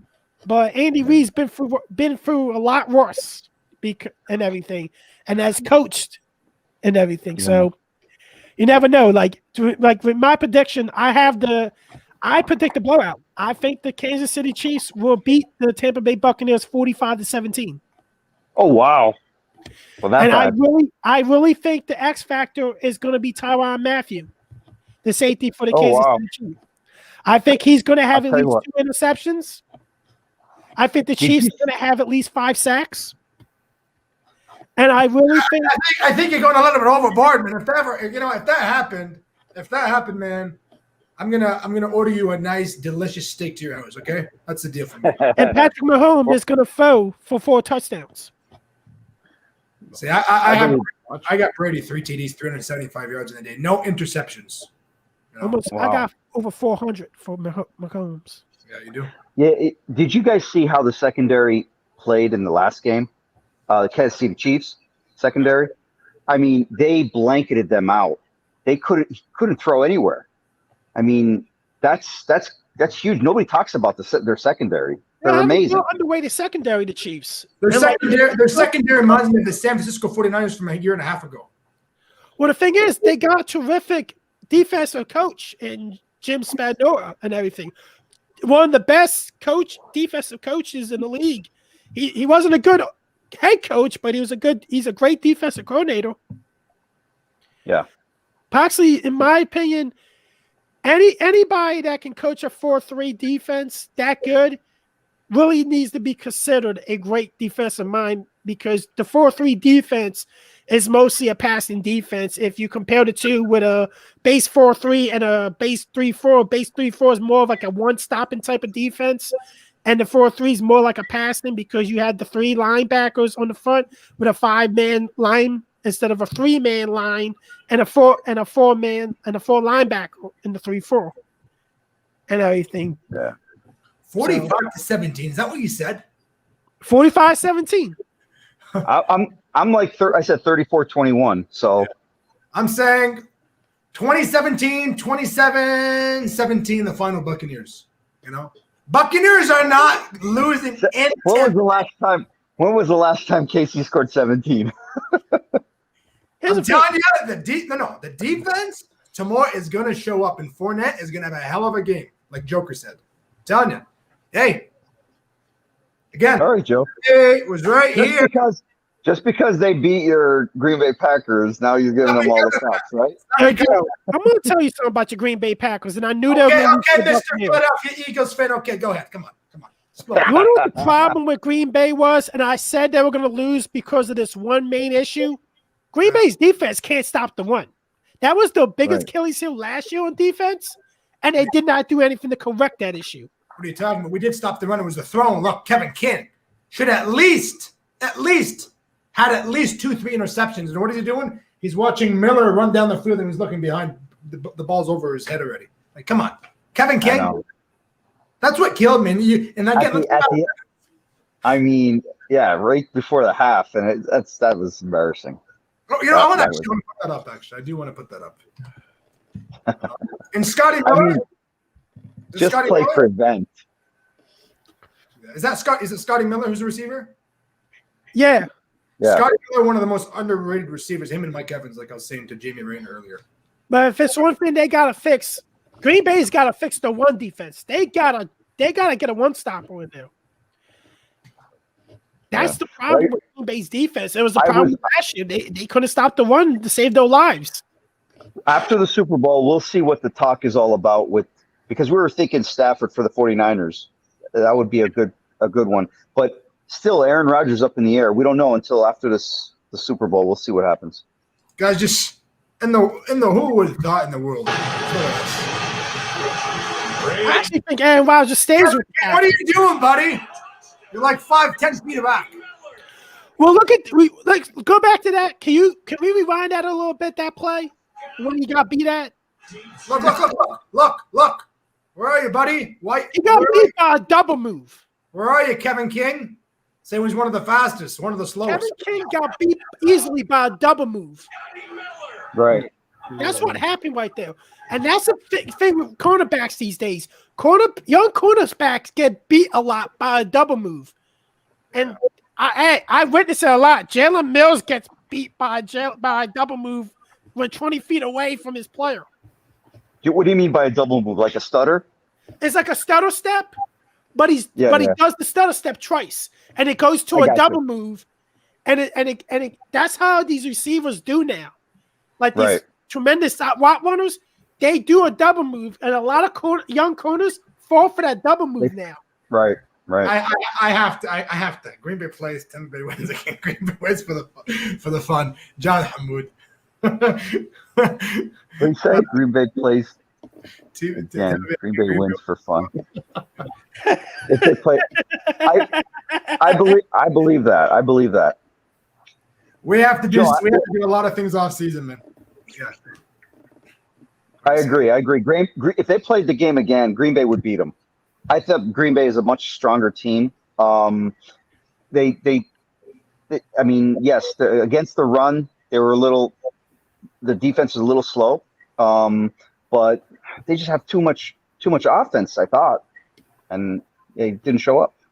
But if they played them again, they would destroy them. I just think Tampa Bay, I think Brady has just fallen into, and here's the thing, only Tom Brady has this effect on players where they see this guy coming into their team and then they bring it up to the level of Tom Brady. So he gets that effect, just like Michael Jordan does to his team. He gives them that effect. That's why they're playing so much better. It's because of Brady. Not that Brady's doing something different. It's just Tom Brady. You have the GOAT on your team. So everybody's stepping up. That's it. John's right about that. Coaching did cost him the game because you took a field goal and not let him go for a touchdown, Aaron Rodgers. But the thing is, yeah, absolutely. Didn't Aaron Rodgers lose the last 3 meetings against Tom Brady? He's 1-4 against Tom Brady. Wow. 1-4. Yeah, he lost the last 3 meetings. I didn't know that. Wow. And you know what? The last game when we played in Tampa Bay, that was just a game it was a write-off. But this game, we had this game. You know, we had this game. You go for on 4th and go again. I'll say it again for the second or third time. If you don't get it, you're on the 1 yard line. You're on the 1 yard line with 3 timeouts, and you still got. No, hold on. It was at the not the 1 yard line. It was at the the 5-6 yard line. Yeah, something like that. Yeah. Even still, if you don't get it, you're starting the ball there. The defense will hold them. I mean, come on. You got 3 timeouts too. That was a bad. That was very bad coaching. Very bad coaching. I look at it like this. That was a spit in Aaron Rodgers' face. I look at it like this. If Tampa Bay doesn't win it this year, they're gonna have an easier path next year because Drew Brees, the Saints are over $100 million over the cap. So you know there's gonna be a lot of those pieces moving. And you don't know about Drew Brees still. And if you bring Drew Brees back, you got to at least sign for $24 million.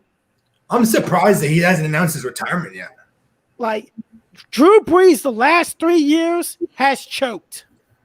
Yeah. I'm very, very surprised he hasn't announced his retirement yet.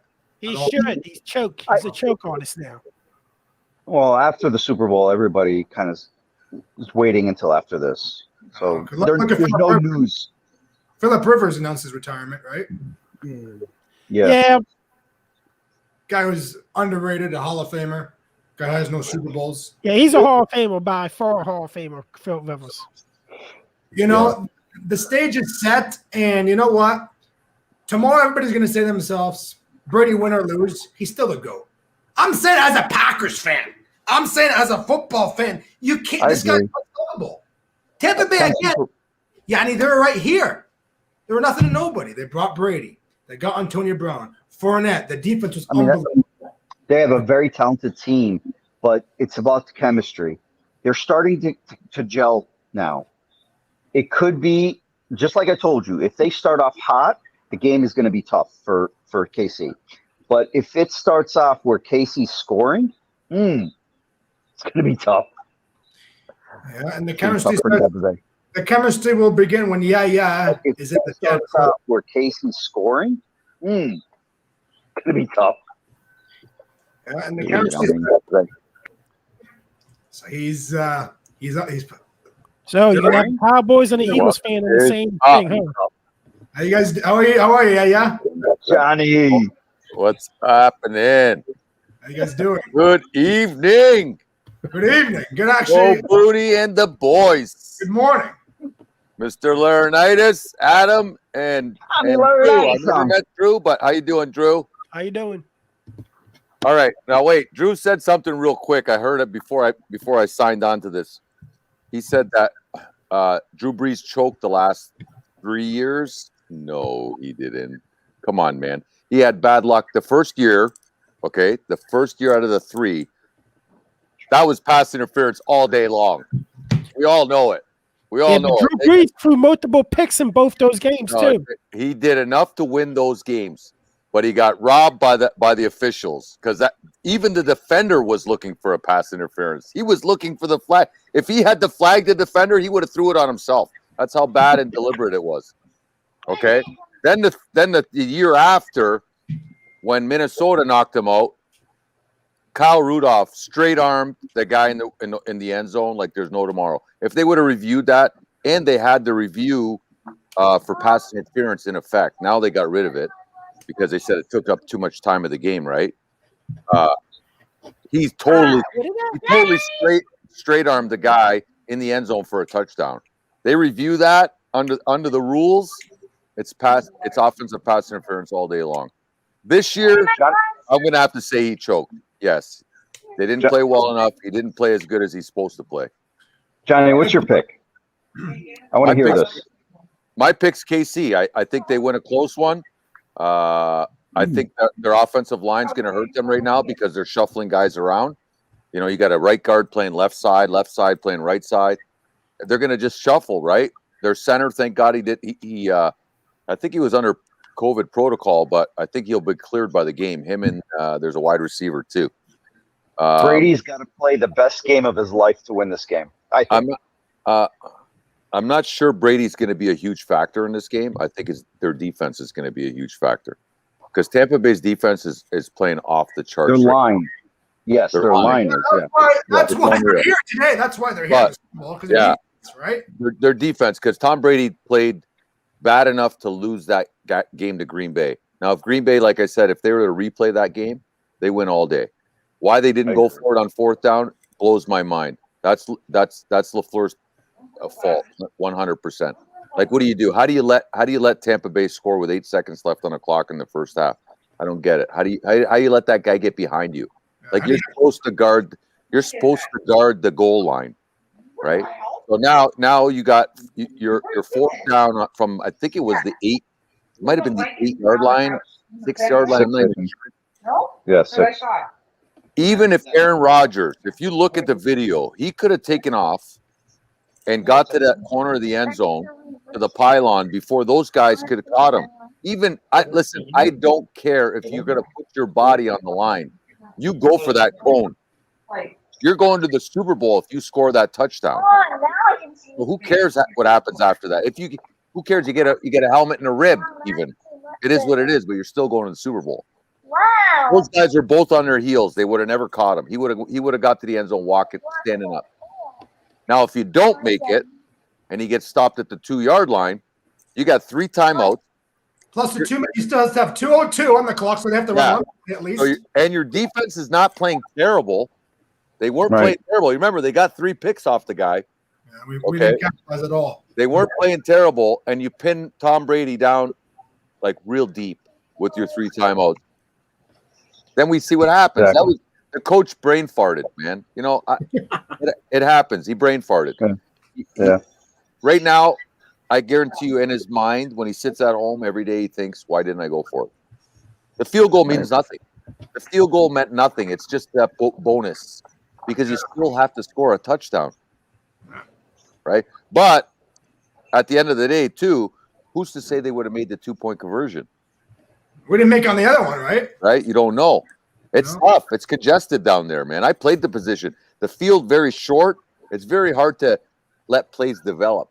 But at the end of the day, right? You gotta give Aaron Rodgers a chance to win the game or start the game. Yeah, you got to. Yeah.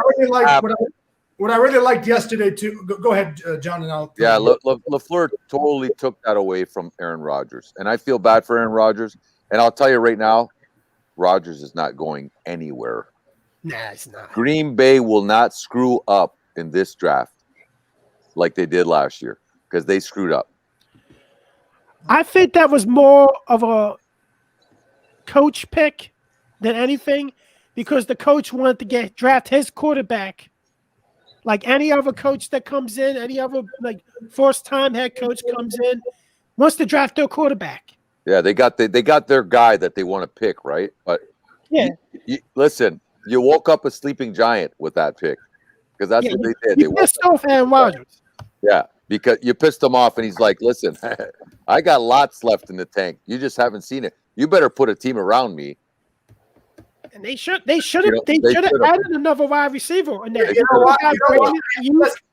We have a good team. Our receivers, everybody, but we made Lazar, we had Alex, we had all these guys that made it into a team. We have a good team. I don't think you need receivers, to be honest with you. I think you should focus on the defensive side of the ball, right? And get a run stopper. Because you know what? Those receivers in Green Bay, they're huge. They're big dudes. They're tall. Every one of them is big and fast, right? So I think they're fine in the receiving point. Their tight end is solid. Tunyon's good, man. He's real good. I was looking at the draft last year, and I was thinking of a pick for Green Bay in the second round, and I really think they should have tried to get Brandon Ayuk because of the Oh yeah, One Brandon threat Ayuk. he can be in the backfield. That multi threat he could be Brandon Ayuk, and he was for the Niners this year. Oh, I think he would have benefited being on Green Bay, and it would have made them more of a dual threat offense, having someone like Ayuk on that team. Yeah, he was real good. You know what? I had him on my fantasy football team, so I know he was how good he was, right? So how many points did he give you every week? Oh, it was hard because when Deebo Samuel was there, it kind of took away some of his firepower, right? Because it took away some of his play snaps. Yeah, you gotta give Deebo the ball, right? Deebo's a playmaker, so I'm gonna say he averaged double digits, sometimes low, sometimes high. Deebo's not there, he shines. Deebo's there, he gets his play, but he did well. All in all, he did really well. I really want to say something. Like I was listening to yesterday on the Sean Hannity show at 9:00. My favorite guy. He said he took his glasses off. He says, "Don't be surprised if Tom Brady wins. I will not be surprised. I will not be surprised, and I will not be surprised. And each and every one of you, please do not be surprised if Brady gets his 7th ring." I wouldn't be surprised either. But let me just tell you something. Or let me ask something. Why was Tom Brady the chosen one? Why him? You understand? Like, why him? Everything seems to just go his way. Yeah, fall in place for Tom Brady. Why him? You know what I mean? Like now you got Andy Reid's kid got in a car accident and hurt a couple kids on the highway yesterday or whatever. So there's another distraction for Andy Reid. Just everything. I don't let me downplay the accident. It's a terrible thing that happened, and I hope those kids are okay and the families involved. But everything seems to line up for him. Like, it's hard to get to one Super Bowl. He's going to his 10th. Just think about that. Let that sink in. The Dallas Cowboys franchise have been to 10. He, as a player alone, is going to 10. If you win 7, he'll have 7 rings. Nobody else has that in the league. It's just insane how this scrawny kid in the draft, who was slow, still is slow, was picked as the golden child. Pretty much, All right, don't let me cut you off. I gotta get out of here, guys. Thank you for having me. I appreciate you guys having me on. Thank you, brother. Take care of yourself, and I'll talk to you after the show, man. Stay safe. Take care, bro. Take care, guys. Go Cowboys! Go Eagles! Oh, he's an Eagles I'm an Eagles fan. Oh, go Cowboys! Bye-bye. That's why they call me Philly Irish. Hey, guess what? Carson Wentz will be an Indianapolis Colt. Remember I said He that. ain't going anywhere. Oh, he's going. Jalen Hurts is You your want to know starter. something? I'm going to tell you this right now. Dak Prescott's going to be a Jacksonville Jaguar. I hope so. See you later. I don't like Dak. See ya. I'll see you guys. Thank you. That's right, Drew. peace, Folks. man. That's the Drew. He knows how to talk the facts. Thanks, Drew. I didn't know he was an Eagles fan. I didn't know he was an Eagles fan. We were talking I about didn't either. You didn't say nothing. I got my cowboy shit. Look, Joe. I set my stuff up for See that? you. Let me make the screen bigger. We got Elliot. Look at that. We got Owens. Look at that. Oh my Look at god! that. I love that. Listen, T.O. is a Niner. He's a Niner. Get that. Get T.O. off of there. Put him down. He's a Niner. Hey man, that guy was one of the best receivers to play the game, man. I don't care what anybody said. If his head was straight, he would probably be one of the greatest ever. Listen. The thing with T.O., you can't accuse him of anything. You can't accuse him of off-field stuff like no, even on field. What are you talking about? Like, hold on, yeah, drug abuse, any of that stuff. The guy had passion. He wanted to win, and he had all the tools to win. But there's something called discipline and ethics, and he went overboard, man. He did. I get it. I played the position, okay?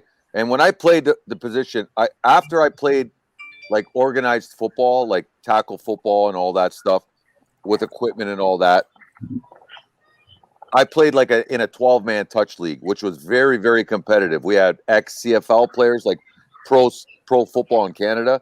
We had ex-players that played in that league. guys that played in college in the States. We had some good athletes in that league. So I played the position. But I'm not going to lie. I was a little selfish because I would go into the huddle because it was – I'm not going to say it was selfish. I'm going to say it was confidence. I'm open every damn play. Just throw me the ball. I wanted the ball every single down. You agreed. You want the ball. Right? And that was kind of the downfall of Terrell and myself because you got to share the wealth too, right? But that's how confident I was. And he was confident. He was open, right? It's T.O.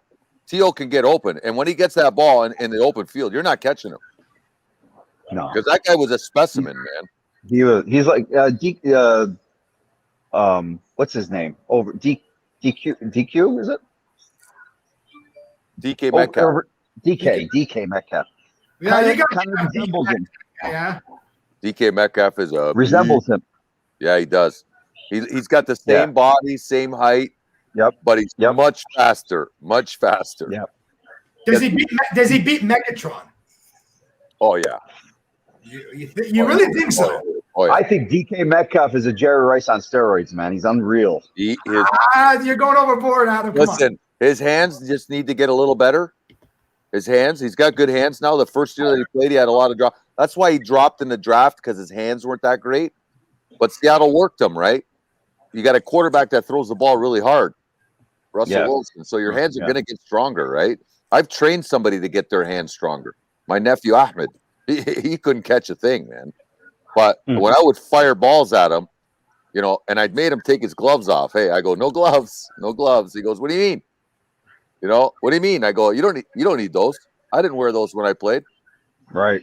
Right. And I would throw the ball. I'd tell him, run at me. I'd excuse my language. I'd fire it at his head. I'd just fire it at him, right? If it goes through his hands, everything's going through his hands, hit him in the forehead. 3 weeks later. Yeah. 3 weeks later, because I used to do the same drill, right? Because I played with a quarterback that threw the ball really hard. So my hands got stronger, right? So then he started catching the ball, because his hands were working it. That's what Seattle did with DK Metcalf. Your hands tend to get stronger.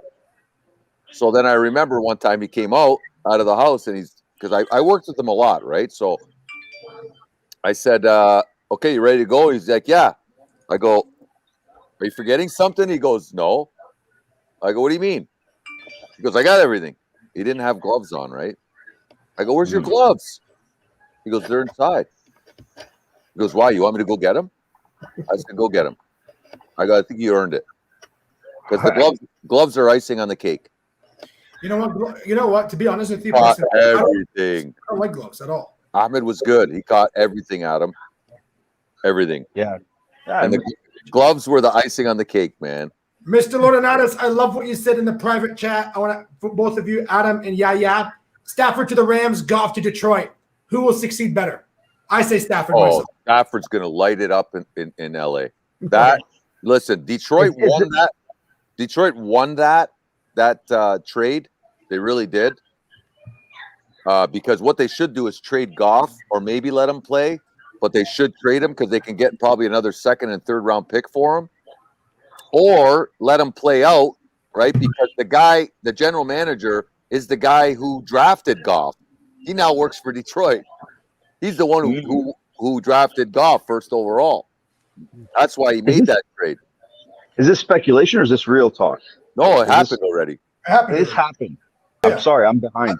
Did I send you? I don't think I sent you a link. No. I thought you were. Yeah, sorry, Adam. Well, Stafford's not going to San Fran. San Fran. He's going. He's gone. He's gone to the Rams. And Why not Deshaun Watson? Adam, pick up Deshaun Watson. Your team will be full of games, full of guns. Absolutely. Yeah. He's sticking with Jimmy G. Unfortunately, I don't know why, but they are. It's horrible. He's going to get injured again. Jimmy G? Do you see something in Jimmy G, guys? Because I don't. No, Jimmy G's going to get injured again. Yeah. Okay, but maybe he doesn't. But you do have to remember one thing. Jimmy G took you to the Super Bowl and was 10 minutes away from winning it. He was up by 10. He did enough to win that Super Bowl. He was up by 10 with 7 minutes to go. So I know. I don't blame Jimmy G. I think he's a good quarterback. I just think he's a knucklehead sometimes, and he wants to take off and run and get hurt and doesn't know how to avoid. Like if you notice Tony Romo a lot, I know he got hurt, but if you notice Tony Romo when he threw the ball, he always used to throw the ball and turn away from the hit, right? And he get knocked on his side, right? That's how you avoid the hit. Jimmy G needs to learn that. Carson Wentz needs to learn that kind of stuff because Carson Wentz going to end up in India, is my opinion, right? But he's a perfect fit. Perfect fit. India for sure, right? India or Indy? Yeah. India for sure. He could feed a lot of families with all that money, right? So, but I'm telling you, the Rams are going to be Super Bowl contenders with Matthew Stafford. Now you're going to see the real deal. Okay, this is make it or break it for Stafford. Is he the real deal or not? I still think he's the real deal because I wanted him in Dallas, to be honest with you. Because you would pick Stafford or a Dak, right? Any day? Oh, in a heartbeat. Oh yeah, in a heartbeat. He can make every single throw. He's got a cannon for an arm. Okay, yeah. He's a pocket passer, and he's got good footwork. He could get out. He could scramble, and he could take off. You know what I mean? But he's a pocket passer with a cannon. That guy can throw 70, 80 yards in the air, no problem. Right? Yeah. He was in a bad system, and I'm so happy that he got out of there. And you're going to see what he does in LA, because was it too late? Because his career is. That's a good question, right? He's in his 30s, you know. Yeah, a good question. But quarterbacks, he's tough too. He's tough as nails, man. He's tough as nails. He gets hit. He's been hurt. I know they say I he's think, got the injury. those are the best ages for quarterbacks. Those are the best ages. You're smarter. Listen, he's got some good weapons over in LA, man. He's got that new up and coming running back Cam Akers now. Cooper Kupp is a stud. Okay, I think they got Robert Woods and some other Jefferson or something like. I'm not sure. He's the tight end. Higbee is pretty good too. He's good. And then you got that crazy defense with Aaron Donald. That guy is the best defensive player in the league. I'm sorry, but TJ. I just want to bring this up. TJ Watt got screwed today. Yeah. What was it? The Pro Bowl picks? It was the honors for the MVPs. For the Pro Bowl, right? Is it for the Pro Bowl or for defensive player? Defensive player, as far as I know. Oh, I don't know. I don't know if TJ should have got it. I think Aaron Donald still. Who got it anyways?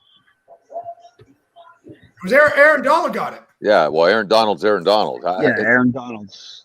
Yeah, it's listen. I don't disagree with it. TJ Watt had a great year, but Aaron Donald's a beast. He's a man amongst boys, and everybody knows it. I got that from Hamoudi Rafi. That's what he said. Yeah, I know. I seen it on Facebook, and I'm like, dude, you got. Well, don't they pick one for AFC, NFC, or they just pick one? That's what I thought. I think they just pick one, as far as I know. Yeah. Yeah, they might. They might. What they should do is split it up so you don't hurt anybody's feelings. You know? Go AFC, NFC, right? TJ Watt is a 10, guys. You put JJ Watt on that line, the Pittsburgh Steelers, guys. Yeah, but I think JJ Watt's a shell of himself right now. He's old. He's done. JJ Watt? JJ Watt's old now, man. Tank, man. Pick him, put him in Dallas. See what you guys will do with him. Listen, we have good pass rush. Listen, I wouldn't mind him. I'm not going to say I would take him, but I don't think he's where he used to be. Nowhere near it. Right? His brother is where JJ Watt used to be right now. Right? But, if you put, you never know. You put those two brothers together, you don't know, man. It could cause that's like putting Joey Bosa and his brother Nick Bosa together. Look out. Right? Because now you're more confident. Now your brother's with you. You know what I mean? So it could change your whole confidence of the game when you got your brother right next to you. You know what I mean? So I don't know. I think KC wins it. I think Mahomes has got to play a little bit better than. I think Mahomes needs to do. Let me stop for a second. What Mahomes needs to do is to throw the ball or let the running back run the ball, not run the ball. He's gonna get injured this time. Listen, their running game is not good right now. Okay, that's why they have Clyde Edwards-Helaire on the Vegas props at 29.5 rush yards over under. Yeah. That tells you something. Vegas knows what they're talking about, right? Remember, Vegas. sports, right? So they know what they're betting. Derek Carr, is he the answer for Vegas? That's another, right? But Andy Reid is a genius and knows how to avoid big pass rushes with lots of movement, lots of shiftiness. Screen pass. Screen passes, all that stuff, right? Their running backs are still like, you know who I think is going to be the X factor in this game? Le'Veon Bell. You know what? I totally forgot Le'Veon Bell was on Kansas City because you never hear of him. I think he's going to be the X factor in this game. Yeah. Antonio Brown is healthy, right? Oh yeah, he's healthy. Yeah, he's fine. He's not. You know what? Antonio Brown hasn't done anything for Tampa Bay. He's not the same either. Ever since he took that hit in the head from Burfict, he hasn't been the same. He's went downhill, right? He still can play, but ever since he and Le'Veon Bell left the Pittsburgh Steelers, which they should have never left, I think they would have reached the Super Bowl. John, what do you think of that? Yeah, John, remember the Antonio Brown and Le'Veon Bell? You're pretty good. I remember that. Yeah, the trio, man. Yeah, that's right. You must have been heartbroken, John. Was disgusted. Right? If those guys would have, if they would have stayed in Pittsburgh. If they would have given them what they wanted and stayed in Pittsburgh, I think Pittsburgh would be a totally different team right now. Antonio Brown wanted more. Antonio Brown wanted more money? Le'Veon Bell wanted more money, and Antonio Brown wanted a bigger contract. They just wanted more respect. Respect. They wanted more respect. How much respect? We're going to give you respect. The guy who is disrespectful out of the National Football League. No. Hold on a second here. The Pittsburgh Steelers organization, they're cheap asses. Okay? They really are. They've had 3 coaches in their whole career. 3. When they should have had about 6 or 7 by now. Because Tomlin should have been fired a long time ago. Okay? Bill Cowher should have been fired later on in his thing. But they won't. They're too loyal, right? But they're not loyal enough to their players, only to the coaches. I'm sorry. I have no respect for Antonio Brown. I absolutely don't have any respect. Okay, he's made himself into a fool. Hold on a sec. You know, I'll tell you what happened to him. All right, you see it. Little Dean Emerson. Listen, when they were playing the Cincinnati Bengals and Vontaze Burfict hit him across the middle. His helmet to helmet, he knocked him out. That was bad. He went downhill from there. So his brain got rattled. What did they call that? It's an excuse. Or what are you doing? No. Listen, it's his brain got rattled. I'm telling you, CTE is real. Okay, it is real. His brain got shook inside his head, and he ended up because he went nuts. He ended because listen, it can't just happen overnight. Rome wasn't built overnight. Okay, Rome was not built in one day. They went nuts. He took that hit, and it hit him hard because ever since that hit, he started having tantrums on the sideline and all this stuff on the sidelines, and became a whack job, right? Hey, Haley, how are you? Good. Joe, it's Holly. Hi, Mickey. Hi. Mickey's my nickname, but it's what I use online. Yeah, that's fine. What's your name? Holly? Hallie. Hallie. Hi, Hallie. I used to go to school with Hallie in high school. Thanks for coming on the show. Yeah, you're welcome. Thank you. I didn't even know that I could come on. That's why. It's very easy when you have the link and all that. It's pretty easy to come on. Yeah. But I wanted to ask you: you got Tampa Bay tomorrow? Or you got Kansas City? Tom Brady, the greatest quarterback of all time. More better. I don't watch football. I'm more of a hockey girl. So. Okay. So, Tom Brady, 6 Super Bowls, multiple MVPs. He's kind of like a Ronaldo and a Messi combined. You want to even put Muhammad Ali into that category? Whoa. He's like so it's like Tom Brady, he's the best quarterback in the Not Ali, man. Not Ali. Leave him out of it. Yeah, so. Why are you promoting Tom Brady all of a sudden? Like you never did that. He always does that.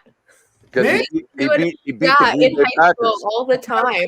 And it's because what he did to the Buccaneers are nothing to nobody. That's what makes me can't believe it. Well, the whole team was nothing, but they got all these players now. After him, right? Everything came. Yeah. Listen. Tom Brady, the team that he's on right now is probably the most talented team he's ever played on. Very talented. Yeah. Okay, let's go back to even the more talented than his Super Bowl New England Patriot teams. That team he's playing on right now is loaded. Look at the receivers that he's got. He's never had that in New England. Look at that defense. He's never had that. I mean, yeah, come on. Yeah, that's one guy. Adam, he's got Chris Godwin. He's got Wait a second. He's got He's got Mike Evans. He's got Gronkowski. He's got now, and he's got Antonio. Edelman is nothing. Edelman is nothing. Edelman's like a Wes Welker, the little dink and dunk guy, right? Well, yeah. Two guys.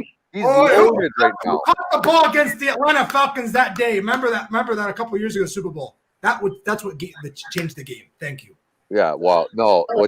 What changed the game was Atlanta trying to pass the ball on third down when they're in field goal range after Julio Jones made that outstanding catch on the sideline. They kick a field goal. It's a 3-possession game. It's over. But that's Dan Smith for you, that knucklehead. He screwed up. I just don't understand why you don't run the ball. Why he threw the ball? Julio Jones is unbelievable. Listen, I think it was on second down when it happened. Julio made that catch. First down, they ran the ball. They lost like 2 yards. That's okay. It's a chip shot for Matt Bryant. Okay, that's okay. Run the ball again. What did they decide to do? They decided to back up, try to throw the pass. Like, if you incomplete that pass, the clock stops. The clock is your friend right now. So you got to keep it running. They should have ran it. What he did, he backed up to throw the ball. That's Kyle Shanahan, not Dan Smith. Okay? That was Kyle Shanahan's fault. He did the same thing in San Francisco. Okay? So you put your quarterback in a position to get sacked, and he gets sacked. Now you're out of field goal range. What are you doing? You just cost your team the Super Bowl. You know what I mean? He cost his team the Super Bowl right there. That one play on second down, you decided to back up. Now you're third down and long. You're not in field goal range. It was 2nd and 9 now, and I want to share the screen. Actually. Yeah. Okay. You get sacked out of field goal range. Yeah. You just put your receiver just made the most outstanding catch on the sideline to put you in game-winning mode for a tip shot for your kicker, who's very good at the time, Matt Bryant. Yeah. And Kyle Shanahan just got ahead of himself. The knucklehead is Kyle Shanahan. It is. He did the same thing in San Fran. San Francisco should have won that Super Bowl. They really should have. You're up by 10 with 7 minutes to go. There's no excuses. You know what I mean? Dial up some plays to protect your quarterback, because he really put Garoppolo in some really defensive. What's the word I'm looking for? In a bad spot, let's just say. Okay, because he got killed on those pass rushes in that 7-minute mark. He couldn't do anything. He couldn't do anything. Right. You know what I mean? He tried to throw the ball with his left hand on that one. He was getting sacked. You know what I mean? Like, you know what I mean? Like, dial something up. Dial play action. Protect your quarterback, man. But all of a sudden, his genius mode went into like, oh, this is my first year. His genius mode only works when it's the beginning of the game, and and he's running his plays, and that's when it works. But when it comes down to crunch time, he brain farts. Just like he's a starter, but not a finisher. That's the problem, right? Yep. He's more of a sprinter, not a marathoner, right? Right. Unfortunately, I have to agree. Yeah.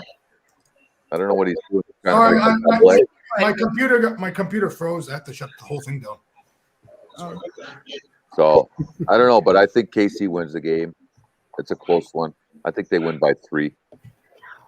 Yeah, it's going to go by 3. It's going to be a touchdown. I think it's going to be 27-20, 2017. It's going to be. I don't think it's going to be that low of a score.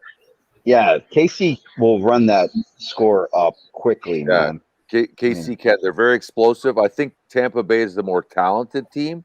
I just think KC has more are more explosive. They are more.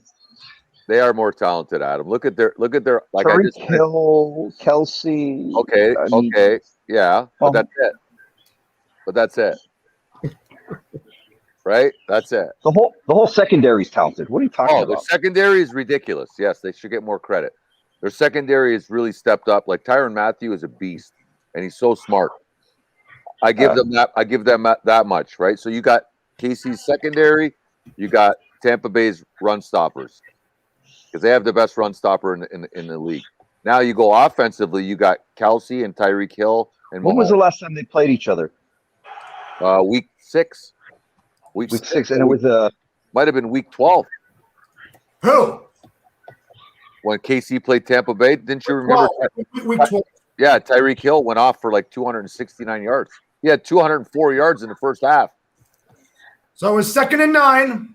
Yeah. Julio's right here, number 11. Just watch. Take a look at this. Okay, now why are you in shotgun? I don't Right? Why are you in shotgun? Let's throw. Right? Oh yeah, look at that catch he makes there. Okay. Now let it run the next 2 plays. I don't know if you can speed it up. Like, look at this catch. Look at it. Unreal. Unreal. And he still has possession of the ball. Now speed that up to the next 2 plays. That's this.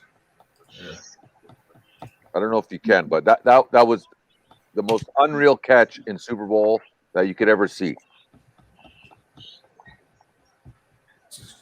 Antonio Brown's was too. He still didn't get 2 feet down, Adam. You know what? Yes, he did. Listen, Wait, I have a picture of it. I have a picture of it. I watched it. John knows Johnny Laurinaitis. You know. I watched it. Listen, it was on NFL Network the other day, and I was watching it as it was live. Okay, and he caught that. I'm telling you, he did not have both feet down, man. If he's got 1 foot bigger than the other, I get it. Because listen, his feet were like this. He had 1 foot. Hold on, let me get in the camera. He had 1 foot. He had his heel up like this, and his toe was down. But this wasn't down.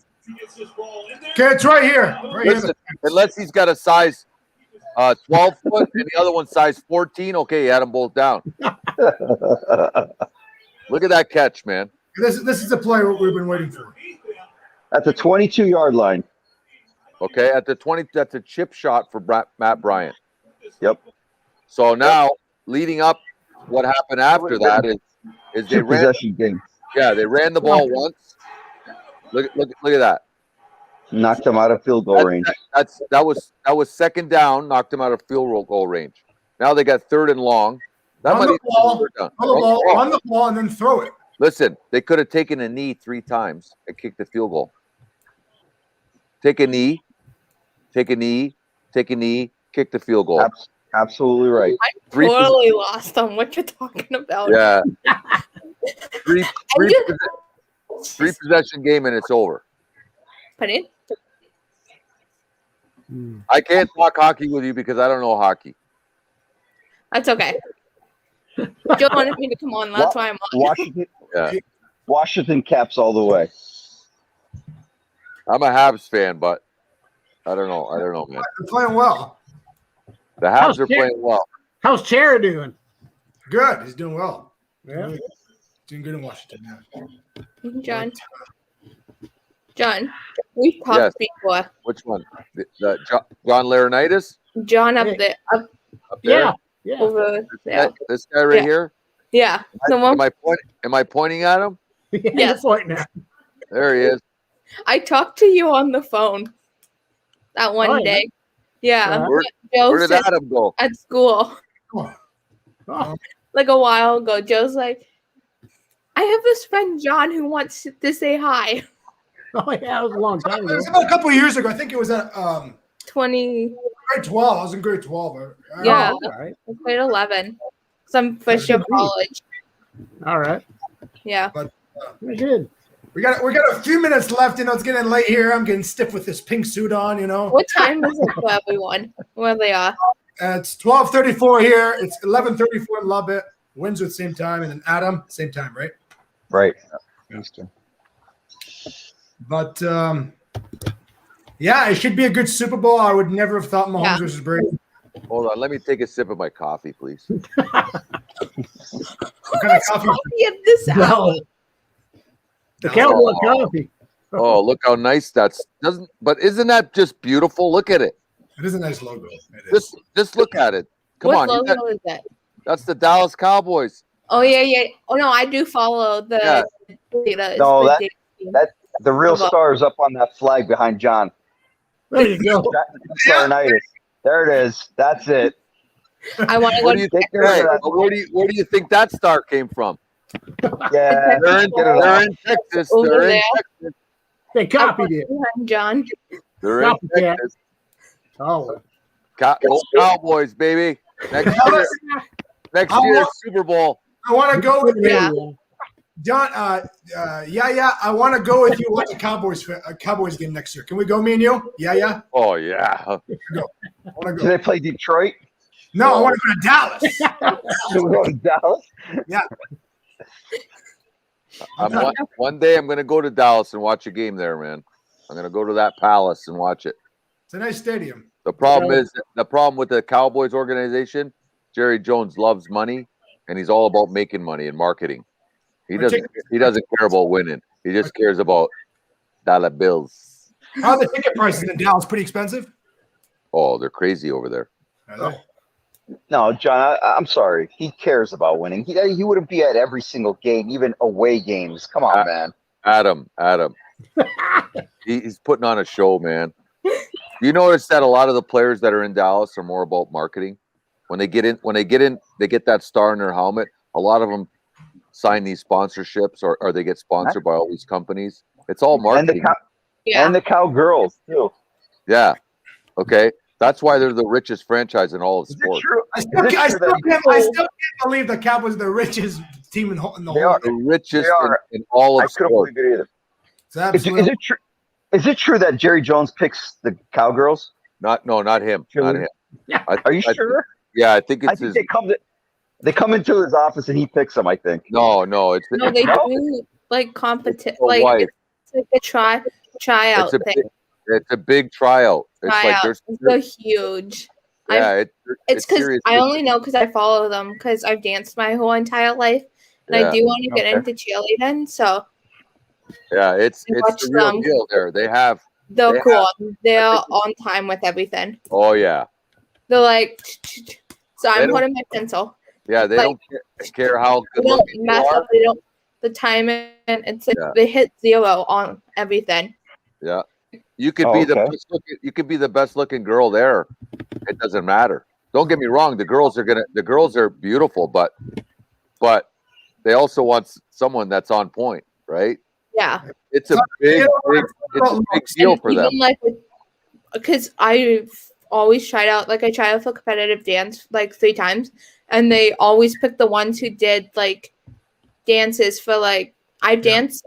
I'm like since I was like 3, and I just don't. I've been like trying out dance for like a couple of years, and I never got on. Yeah, and it's like they only want the like dance students who are taking about 5-6 classes. Dance is huge. Dance is huge. Trust me, it's huge. Especially for the Dallas Cowboy cheerleaders, man. It's a serious business, man. They're a huge marketing show. They really are. I'm taking rec and leisure. I'm studying rec and leisure right now at school, and so it's like I'm like learning all like that marketing, all the like business side. Like with some of my classes, I have a little bit of the business side stuff of it. So it's like I understand like what you're trying to say with that part, but anything else, no clue about.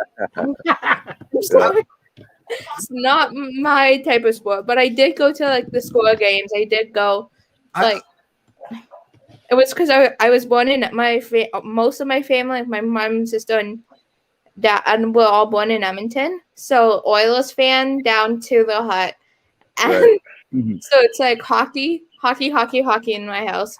Yeah. And my dad does watch the games, but I'm more of the fan. But it's like me and my dad, like for the past like 4 years, have watched the Super Bowl together. And it's like, Mom, I need game food. I need tacos. I need nachos. I need wings. I need this. I need this. And my mom's like, how do you know what all game food is? I'm like, it's my favorite food. Like, I can eat it all the time. Yeah. We've had tacos this week, nachos, and I don't know what else. I'm like, this is, and thanks for planning this because we've had game food this whole entire week. So it's like little days were adding up to the game day. I'm like, yeah. Why can't we just have it all on the game day? Yeah, you had the routine. You had the routine going. Everything. Yeah. The menu was set. Yeah. You just shredded a tear from Joe Booney because you know what? Mr. Linares from Lubbock, Texas, and every time he comes to the Super Bowl down here, we have nachos and all that. And I know tomorrow he's not going to be here. I'm going to eat nachos without him. So, John, what's the menu tomorrow, guys? I want you to come to Canada. Is there a way you can fly down here somehow? We can put you in a they'll lock him up in a hotel in Toronto. So never mind that idea, right? Listen, man, nachos. You know what? His chili, guys, is the best. That's what I'm making tomorrow. Texas chili is amazing. Oh yeah, chili. What I need tomorrow is barbecue chicken wings, like with barbecue sauce and hot sauce on it. I like Tabasco or French Red Hot. All right. I put that beep on everything. I like that little spice. I like the chipotle. I love like chipotle sauce and everything. And it's like I like spice to a certain point, and then it's like my mouth is like feeling numb. Like I don't know if it's just I can't handle it. But you gotta dip it in the blue cheese. You gotta dip it in the blue cheese. Though, right? Blue cheese. They're like, do you want ranch? Blue cheese. I like what one. I'm like blue cheese. I need blue cheese with my I like this one place and it's Buffalo Wild Wings. Joe is sorry, my sister walked in. Goes live on YouTube. So he has me on talking to some of his friends that are on too, about the football game tomorrow, the Super Bowl. We're going folks. That's a screen record. I have to screen record and put on Instagram. Okay. That's a highlight. 2020. Who are you talking to at 1 a.m? It's Saturday, game day tomorrow. You gotta talk about it. Yeah, you gotta talk about it. I'm competitive and I'm into sports. Only this watch of football though. I'm not. John, what are we eating tomorrow? John, Laurinaitis, what are we eating? What's on the menu? Chili. Nice. Oh, yeah. Texas chili. I had Texas chili today for dinner. Lots of Mexican hot sauce. Nice. Do you add a little bit of sour cream in that, or no? I don't know how it is down in Texas. No, not in the chili. Not that's good on your nachos. Though. Hey, what about that? Do you put the cheese, the cheddar cheese, on top of the chili, or no? Yeah. No, we have that on the side. Some people like that. But... Oh, right on top. Hot sauce. Yeah, it is good, but like the shredded cheddar, right? Yeah, Texas is all about that chili in Texas. I know that. Oh, yeah. Mm-hmm. Are you wearing your shirt, Mr. Lodonatis, that I got you? I sent you. Yeah. Can you stand up? Stand up. Let's see that shirt. Let's see that. There it is. Wow. You're not with me. Oh my God, man! Look at this guy, dude, man. You're not. What's that say? If you're not with me, then you're a horse's ass. So you have the funniest hands for ones. I remember at school you would say stuff, and it's just like you would make my day. It's like ridiculous, like a ridiculous funny. It's like I don't know, like I really like. I only have my sister, but like I really think of Joe as a brother, and it's like, To be honest, you're like my sister too. You really are. You're my heart. It's like you say stuff that's like kind of stupid funny. You know what I mean? Like there was a joke we used to say back in the day. Hey, what's a big what do you call a big red rock eater? And they would say, what? A big red rock eater. Or what's big red and eats rock? A big red rock eater, right? That's what we say. It's stupid, but it's funny. You know what I mean?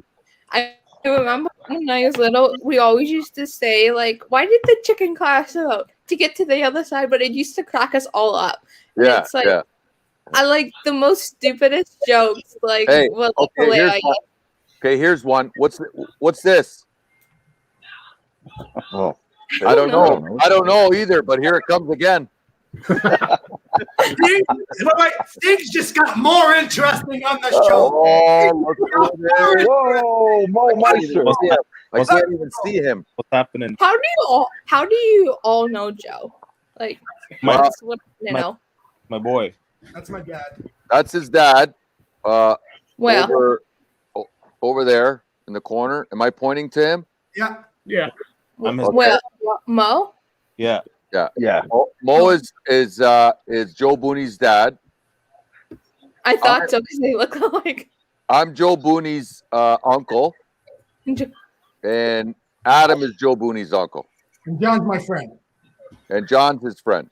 John Laurinaitis. John Laurinaitis. Laurinaitis. He did. If you ain't with me, then you're a horse's ass. I love it. That's a good one. My thing is, you either fear me or you cheer for me. And that's it. That's a good quote. I like that quote. That's a really good quote. Yeah. That's a really, really good quote. You either, or you could go vice versa. You either cheer for me or you fear me. That's it. Fear me or fear me, right? Another really Let's hear. I like the one Joe always used to tell me. Like, if any guy, like, just he's always like I think of him as like the alpha of like the pack, like always the leader, always like taking, being in charge of everyone. Right. And like, hey, look at him. Anyone catches you, like they'll get. Wait, what's that saying, Joe? You say. Look at him. He's a radishing cougar. Look at him. Hey, he's a radishing sexy pinata, buddy. Look at that sexy pinata over there with that. With that salmon suit. What? Salmon suit. It's not pink. It's salmon. It is. It's a nice salmon color that I got for a very good price, actually. Very good made too. Yeah, but the one about you, someone getting the. You always say. Okay, I'll say it because I can't remember. I'll say, Mr. Laurinaitis, if anybody disrespects you, they're gonna get my size 15 boot, and it's gonna get that radical radishing candy ass. There you go. There it is. There it is. We had to. It's the iconic saying of Joe. Yeah, that's it. That's what he used to. He used to say that at school. And, because I talk to a lot of guys. And he's always like he would always say that to me, and they're like, he's like, come and tell me if anyone hurt you, if anyone's just not being nice to me. And he used to say it to them, and like, no, this one's okay, this one's good, he's okay. Like, I talk to him, but don't talk to him anymore. But like, it's just respect women, 110%. That is, and if anybody's interested in any shirt, you can go on the Joe Booney 48 merch. 25 US, 25 Canadian, $5 goes to the women's answer. And Adam is actually purchased on the Booney Believer, and you have a shirt. So thank you for your purchase, sir. Yeah, buddy. I'll wear it next time. I'll wear it when it's a little warmer. When it's warmer out. It's cold today. Oh, it's cold. Minus 9. What's Mo's prediction? I want to hear Mo's prediction. I'm waiting. My prediction for the game? Yes, sir. Buccaneers, man. Why? What's your take? He's won 6 Super Bowls. The odds are in his favor. Yeah, Mahomes, I think. Brady's going to pull it off. I don't know. It just seems like everything's falling in place for him. Yeah, I agree with that. But you're an AFC guy, man. You're an AFC guy. What's up? It drives me crazy, man. The Chiefs are they're unbelievable, but like Brady, they're good right now. They're really good. He's hitting his targets. He's got the chemistry with his receivers. The running back. It's just everything's working. Yeah, but really, the last game, Mike or Mo, the last game. He was hitting his targets all right, but they were wearing a different color jersey. Okay. 3 interceptions. They should have lost that game. If they play Green Bay again, Green Bay wipes the floor with them. I don't have to Green Bay, man. Green Bay just okay. They it was just a coaching cost them that game. Plain and simple. Pretty much. Right at the end, it cost them that game. Or even with Like you got nothing. Would you get 6 points out of those interceptions or 3 points? I think it was. Would they get 3 points out of the interceptions? 3 points. It should have went for the touchdown. 3 interceptions. They got 3 points. Yeah, but that's after, right? That they should. Aaron Rodgers could have ran that in, standing up. Yeah, that could have changed the good game plan. Yeah, they still have to convert the 2-point conversion, but it's okay. Give yourself a chance. And when was it? It was 28-24 or something like that. Yeah, 28-20. Well, yeah, they scored a touchdown to put it at 24. If they went for 2-point conversion to put it at 25, but they didn't convert, I don't agree with it. Kick the extra point. Just kick But it. if you look at it in this way, Never take points off the board. you think, yeah, he had a chance to run. He did, but there was somebody on the sideline could have crushed him. No, there was nobody there. They showed got on YouTube was showing it. Bring it up. Bring it up. Let me look for it. Okay. There was nobody there. There was 2 defensive players in the middle guarding one guy, and they were on their heels, which means that they're going in the other direction. So it's hard to stop, plant, and then go after Rodgers. Rodgers is not slow. No, he's not. And Rodgers had the better angle at the cone, but there was nobody on the right side. Yeah. Right. So it was just should have went for it. LaFleur brain farted, but the extra point that they went for 2 earlier in the game. Do you think he really brain farted, or do you think he wanted to make a statement to Aaron Rodgers? I think he brain farted. I think he cracked under pressure. There's no statement that he can make to Aaron Rodgers. Aaron Rodgers is the statement is the statement is take the back seat, Aaron. I'm the coach. No, and you're gonna man wrong. Yeah, I get what you're saying, but wrong guy. I agree with you. I agree. Totally. Aaron Rodgers shut him up real fast. Wondering about for the last 7 days when they drafted Jordan Love. Rodgers has bad move right to the corner of the end zone. Yeah, there you go, Joe. I found it. Okay. Show it, if you can, please. I think this is a video.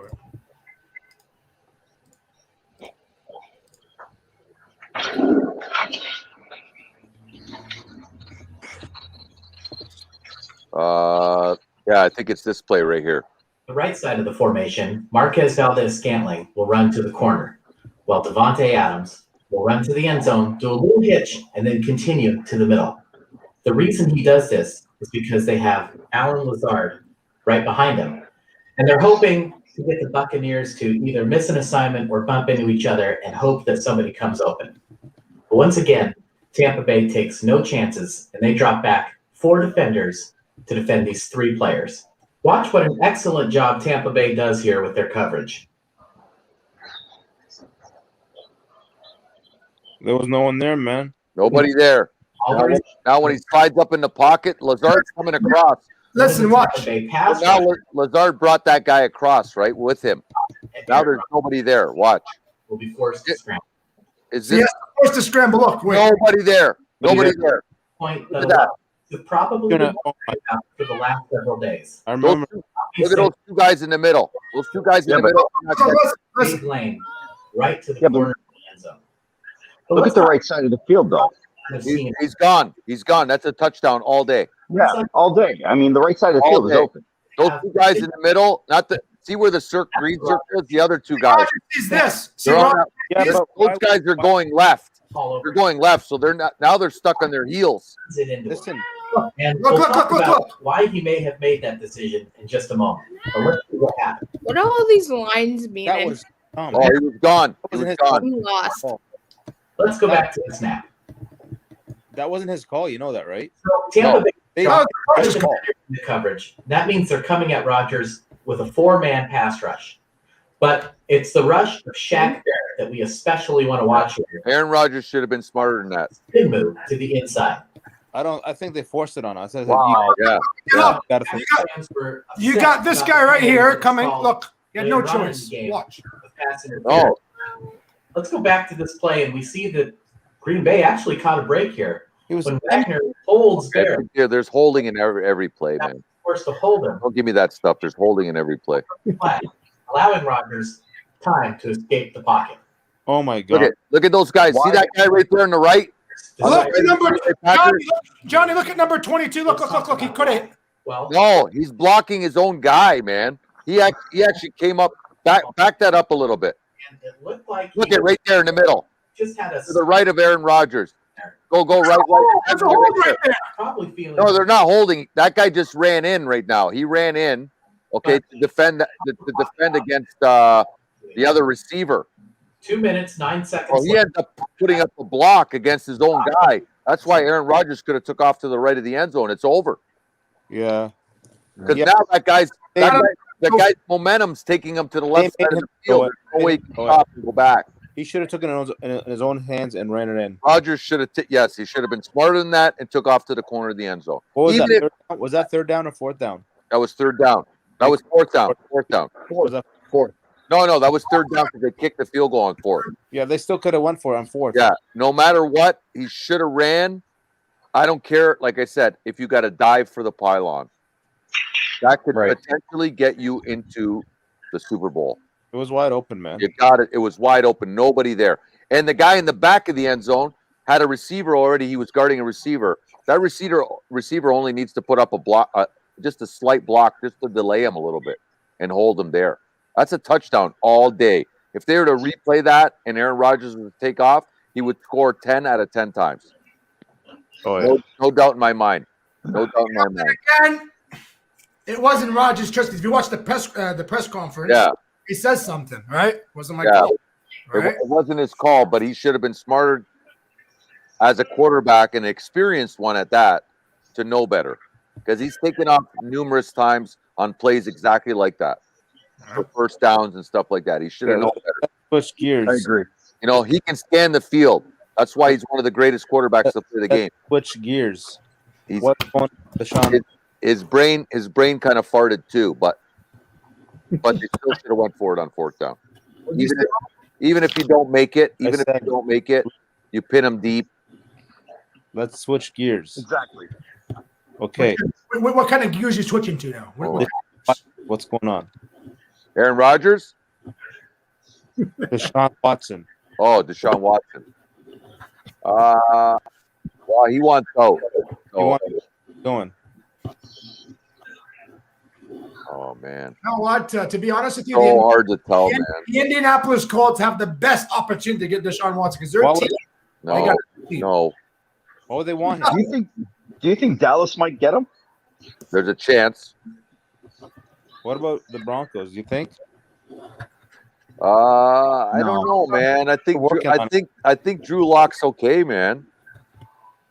Drew Lock's a mess, man. Come on. No, I think he's okay. He's a mess. Listen, he had no floppy mess. No, he's actually not bad. Listen, he didn't have anybody to throw the ball to.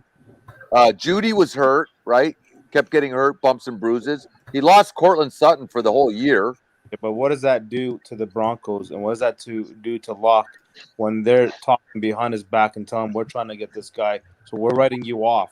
Yeah, that's just dumb, right? Show you guys but is that Denver doing that, or is that the media saying Denver's doing that? You know what I'm saying? You got to remember, mainstream media they screw with people's heads for a reason. Two general managers, I don't know. Right. Now, you think John Elway's time in Denver it needs to come to an end, or what? I think it did already. Didn't he step down? He's still the he's still the head of operations. Yeah, the head of operations. So now he's going to give the general manager job to somebody else, right? New Orleans. He's a new GM. You know who I want Dallas, who I think we can get him? Adam, without costing any draft picks or anything like that, or any trade. Teddy Bridgewater. Oh, wow. Yeah. He'd be a very good backup. No. Our starter. Really? Are you serious? Yes. Why do you let me stop you for a sec. Why don't you have confidence in Dak Prescott? Because I don't like his body of work. I don't like his footwork. I don't like that he throws off his back foot. I don't like the idea of him not sliding up in the pocket, and I don't like him. I don't like the idea of him not taking off and running more often when he has the chance. He and he's not accurate. Tiger. There's only a few pocket quarterbacks that still in the league. He's not accurate, man. If you notice, most of his completions are to receivers that are wide open. He doesn't throw with anticipation. There's a difference between throwing to a receiver who's open or throwing someone open. Yeah. Tom Brady throws guys open. Aaron Rodgers throws guys open. Drew Brees throws guys open. Even the young guys throw guys open, like Josh Allen and Justin Herbert. They throw guys open. Dak Prescott doesn't have that. That's why Dez didn't survive in Dallas, because there was nobody better than Dez Bryant with back shoulder throws and high pointing the ball. But the problem with that is Dak Prescott wasn't accurate enough to complete those passes. He didn't know how to throw that. His back shoulder throw is an overthrow. His high point is an overthrow. Or his back shoulder is an underthrow.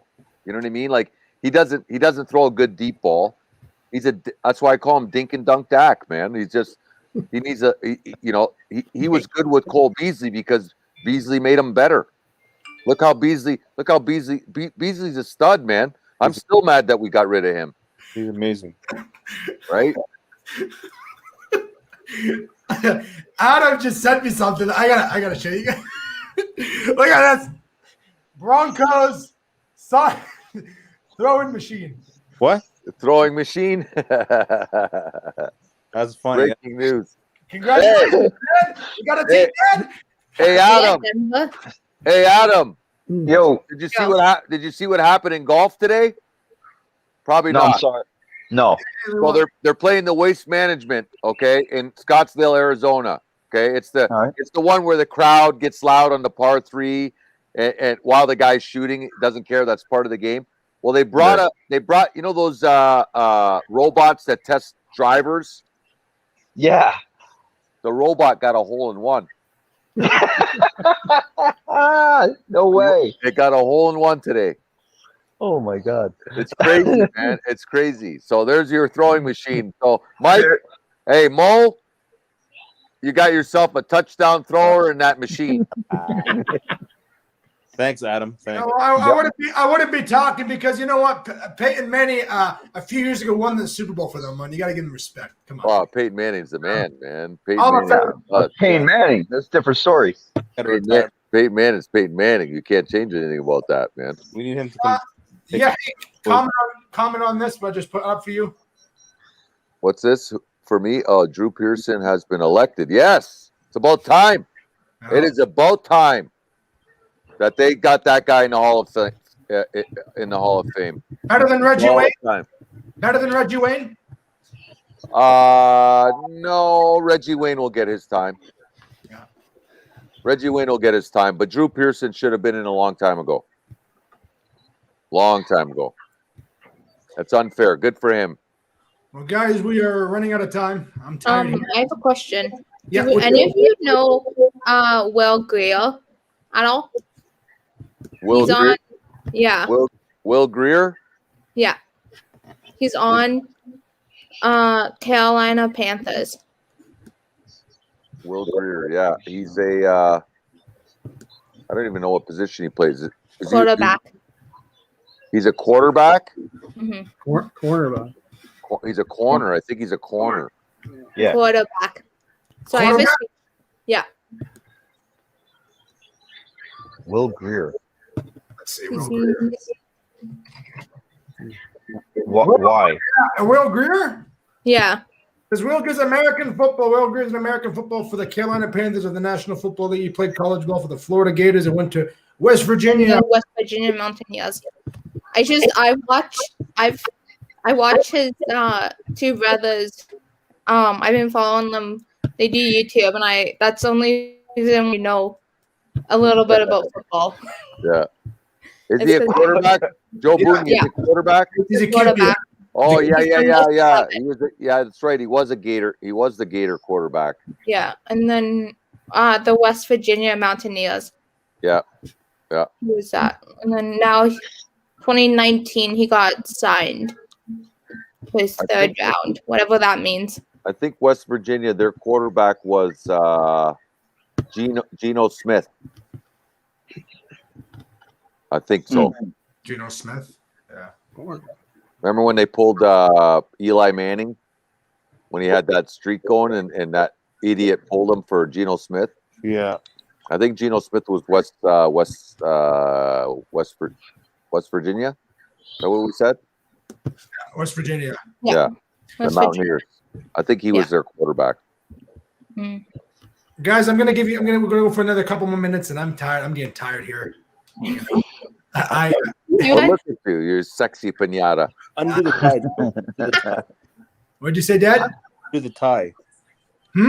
Undo the tie. Undo the tie a little bit. Release some of the blood pressure. Tension. Joe always says everything like. Yeah, Joe. Always looks like he's choking. You can undo the top button. You're good. Undo the top button. You're good. Let's see. There we go. Look at that beard. That's amazing. There you go. Feels good. He's like this. Now, folks, I look like an El Sayed, actually. That's how they do it. There you go. But really, you're an El Rafi. True. Yeah, really. Yeah. Better believe. You got the L, right? You got the L, yeah. ELRAFIH. But guys, it's going to be a good Super Bowl. Yeah. We shall see what's going to happen. I hope it is. I really hope it is, and I hope KC wins. Who do you think's gonna win it? Kansas City, baby, all the way. Kansas City. No. It's going to be a close one. FanDuel, baby. FanDuel. Tampa Bay. And you know what? My dad's going for Tampa Bay because of the division. He's a Broncos fan. Kansas City that division. You have to, right? You have to. But no, because that's one of their rivals, and they hate him. Yeah. I know, they don't want him to win because they hate him. Well, facts matter tomorrow. We'll see, man. I know for hockey, it's like big when Edmonton Oilers and Calgary play against each other. It's like right now, like they've played. It's I the forgot battle, when. battle of Alberta, right? Yeah, Right. the Battle of Alberta. Right. And everyone's like, no, this team. No, Oilers are better than Calgary. So I'm interrupting with talking about hockey. No, this is a show for respect in sports. Go ahead, honey. Go. Well, yes. Keep going. Keep going. Okay, thank you. You're welcome. I'm sorry, I can't talk. My tongue's twisted. Yeah, so it's just like I have really bad like situation. It's like, no, this team's gonna win. No, this team's better. This team is better because it has Connor McDavid on it. He's my favorite hockey player who I want to meet one day.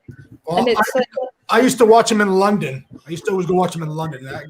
He played Erie against London. That guy's a tank. Big boy, tough, really good Canadian, just unbelievable guy. Got the blonde hair. He's a pretty good player. He's really good. So same with like Austin Matthews and Mitch Mata. Does blonde hair make you a better hockey player? What'd you say? Does blonde hair make you a better hockey player? I didn't say that. I just said he has. Well, he said he's got the blonde hair, so he must be better than that. Well, this is funny because I was in London actually, and actually Mr. Lodonatis was here, and I had my other friend that King Goose came, and we went, and the whole team was blonde. They took the helmets off; it was all blonde. Blonde. It's like the Swedish hockey team. Yeah, it's like the Swedish hockey team. I love Swedish women. Trust me, they're the best. Good looking girls, you know. You know. But yeah, guys, it's been an honor. I want to thank you guys all, each and every one of you. You know, you're welcome, Joe. Hey, hold on, Mo. Let me take a sip of my coffee. It's coffee at this hour of the day. Oh. Johnny's got to throw that in. Oh, yeah. Look at him. He's got his Larry King glasses on. Oh yeah, baby. look at those guys back there, over there. That guy right. Hold on. Yeah, we'll see next year. We'll see. Wait. Joe, let's say something. Will you to put on that guy right there? Oh, yeah. Tony Romo, baby. Tony Romo. Yeah. Tony Romo. Guys, what kind of bet is this? Just I don't know.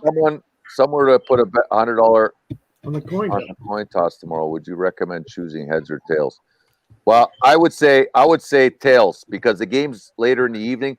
Listen, when I'm a coach in baseball, so I always have to go to the home plate when they call for the coaches. So you got to do the coin toss to see who gets home team and away, who bats first and who doesn't. So early morning games, I call heads. Heads means waking up, and then tails going to bed. So I do tails tails after 3 o'clock, or I would say after 2 o'clock p.m. and heads anything in the morning.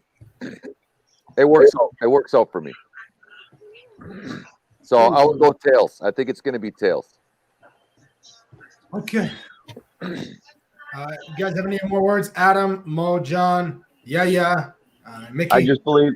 Last thing I want to say is I really think he's going to pass the cup, as you could say, or whatever. The torch.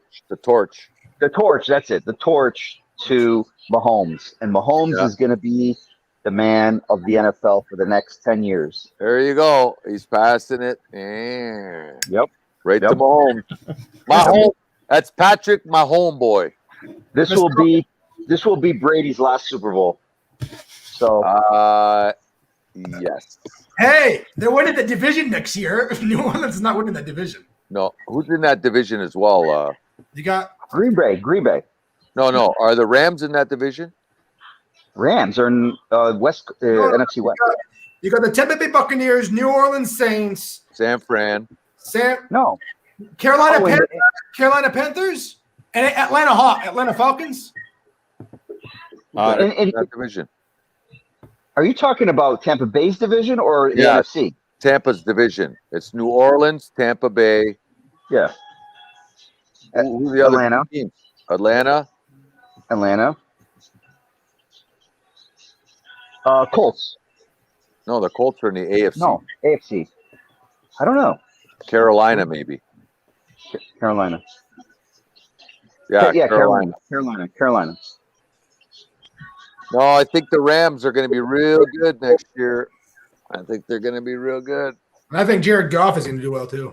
I don't know. Detroit's rebuilding right now, so they could either play him for the next 2 years and then get rid of him.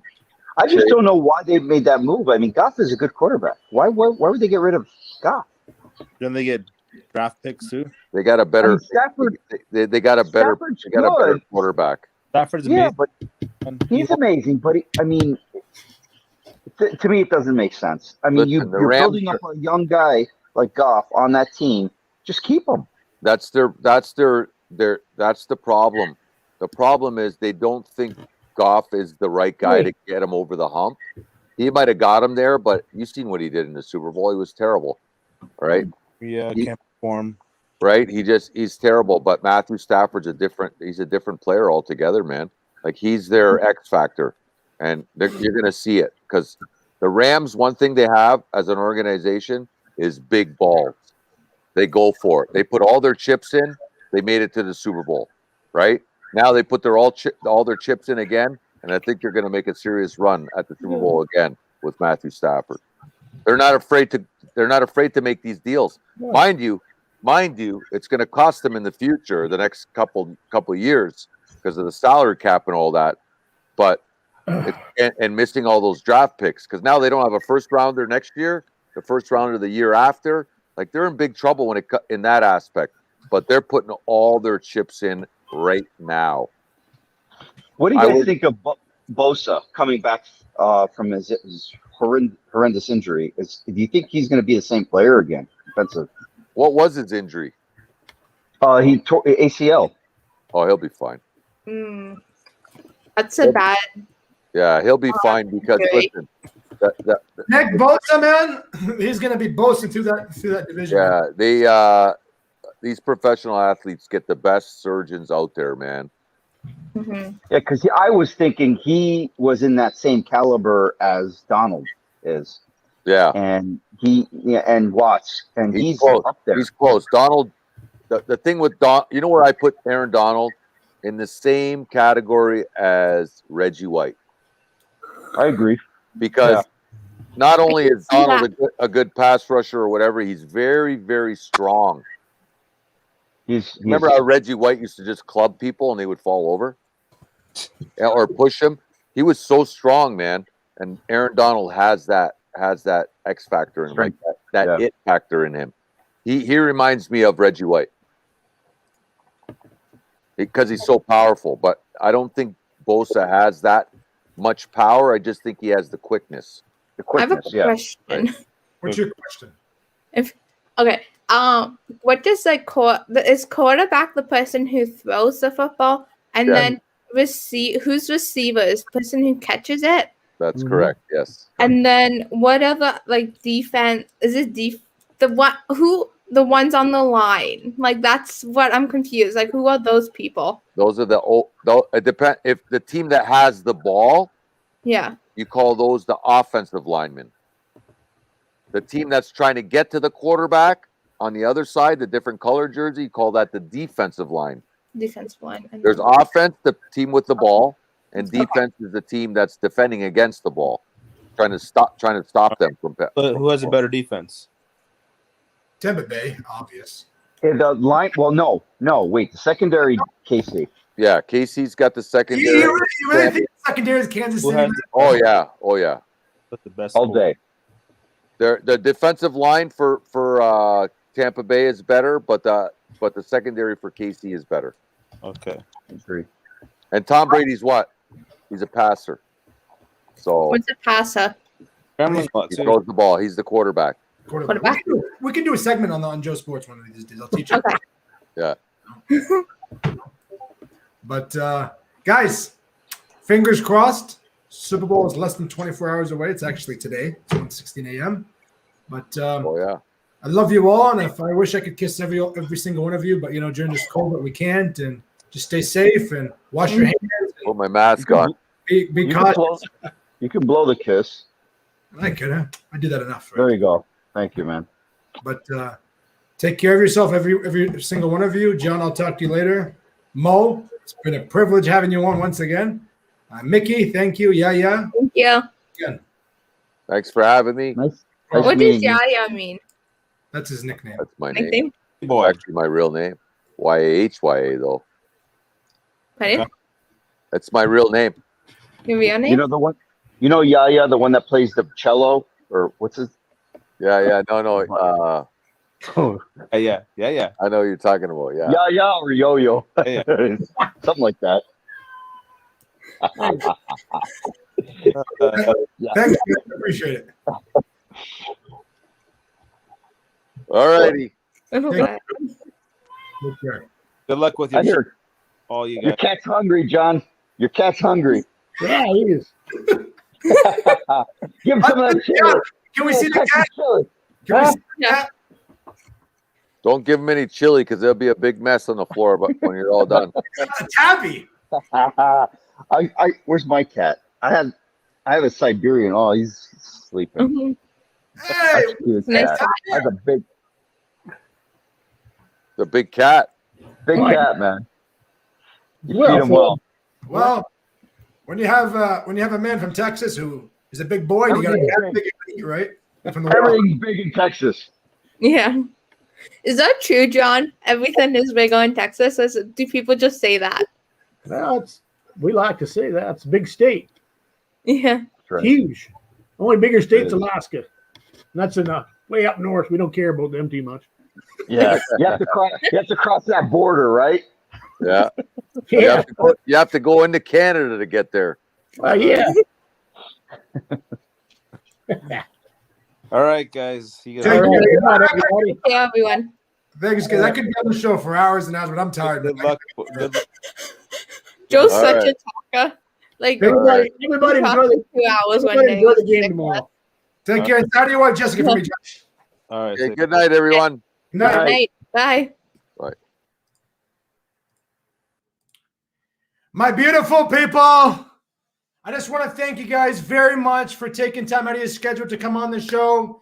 From Yahi to Adam to Mr. Leonardis to Mickey and to the rest of the folks on here, especially Joker, it has truly been an honor.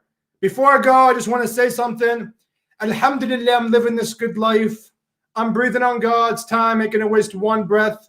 Love yourself. We're going to overcome this. And tomorrow, it's Super Bowl. Let's just be happy for once. Let's love each other, actually, and let's be humble. Treat the word impossible as nothing more than motivation. Tom Brady versus Patrick Mahomes tomorrow night at 6 p.m. Thank you all.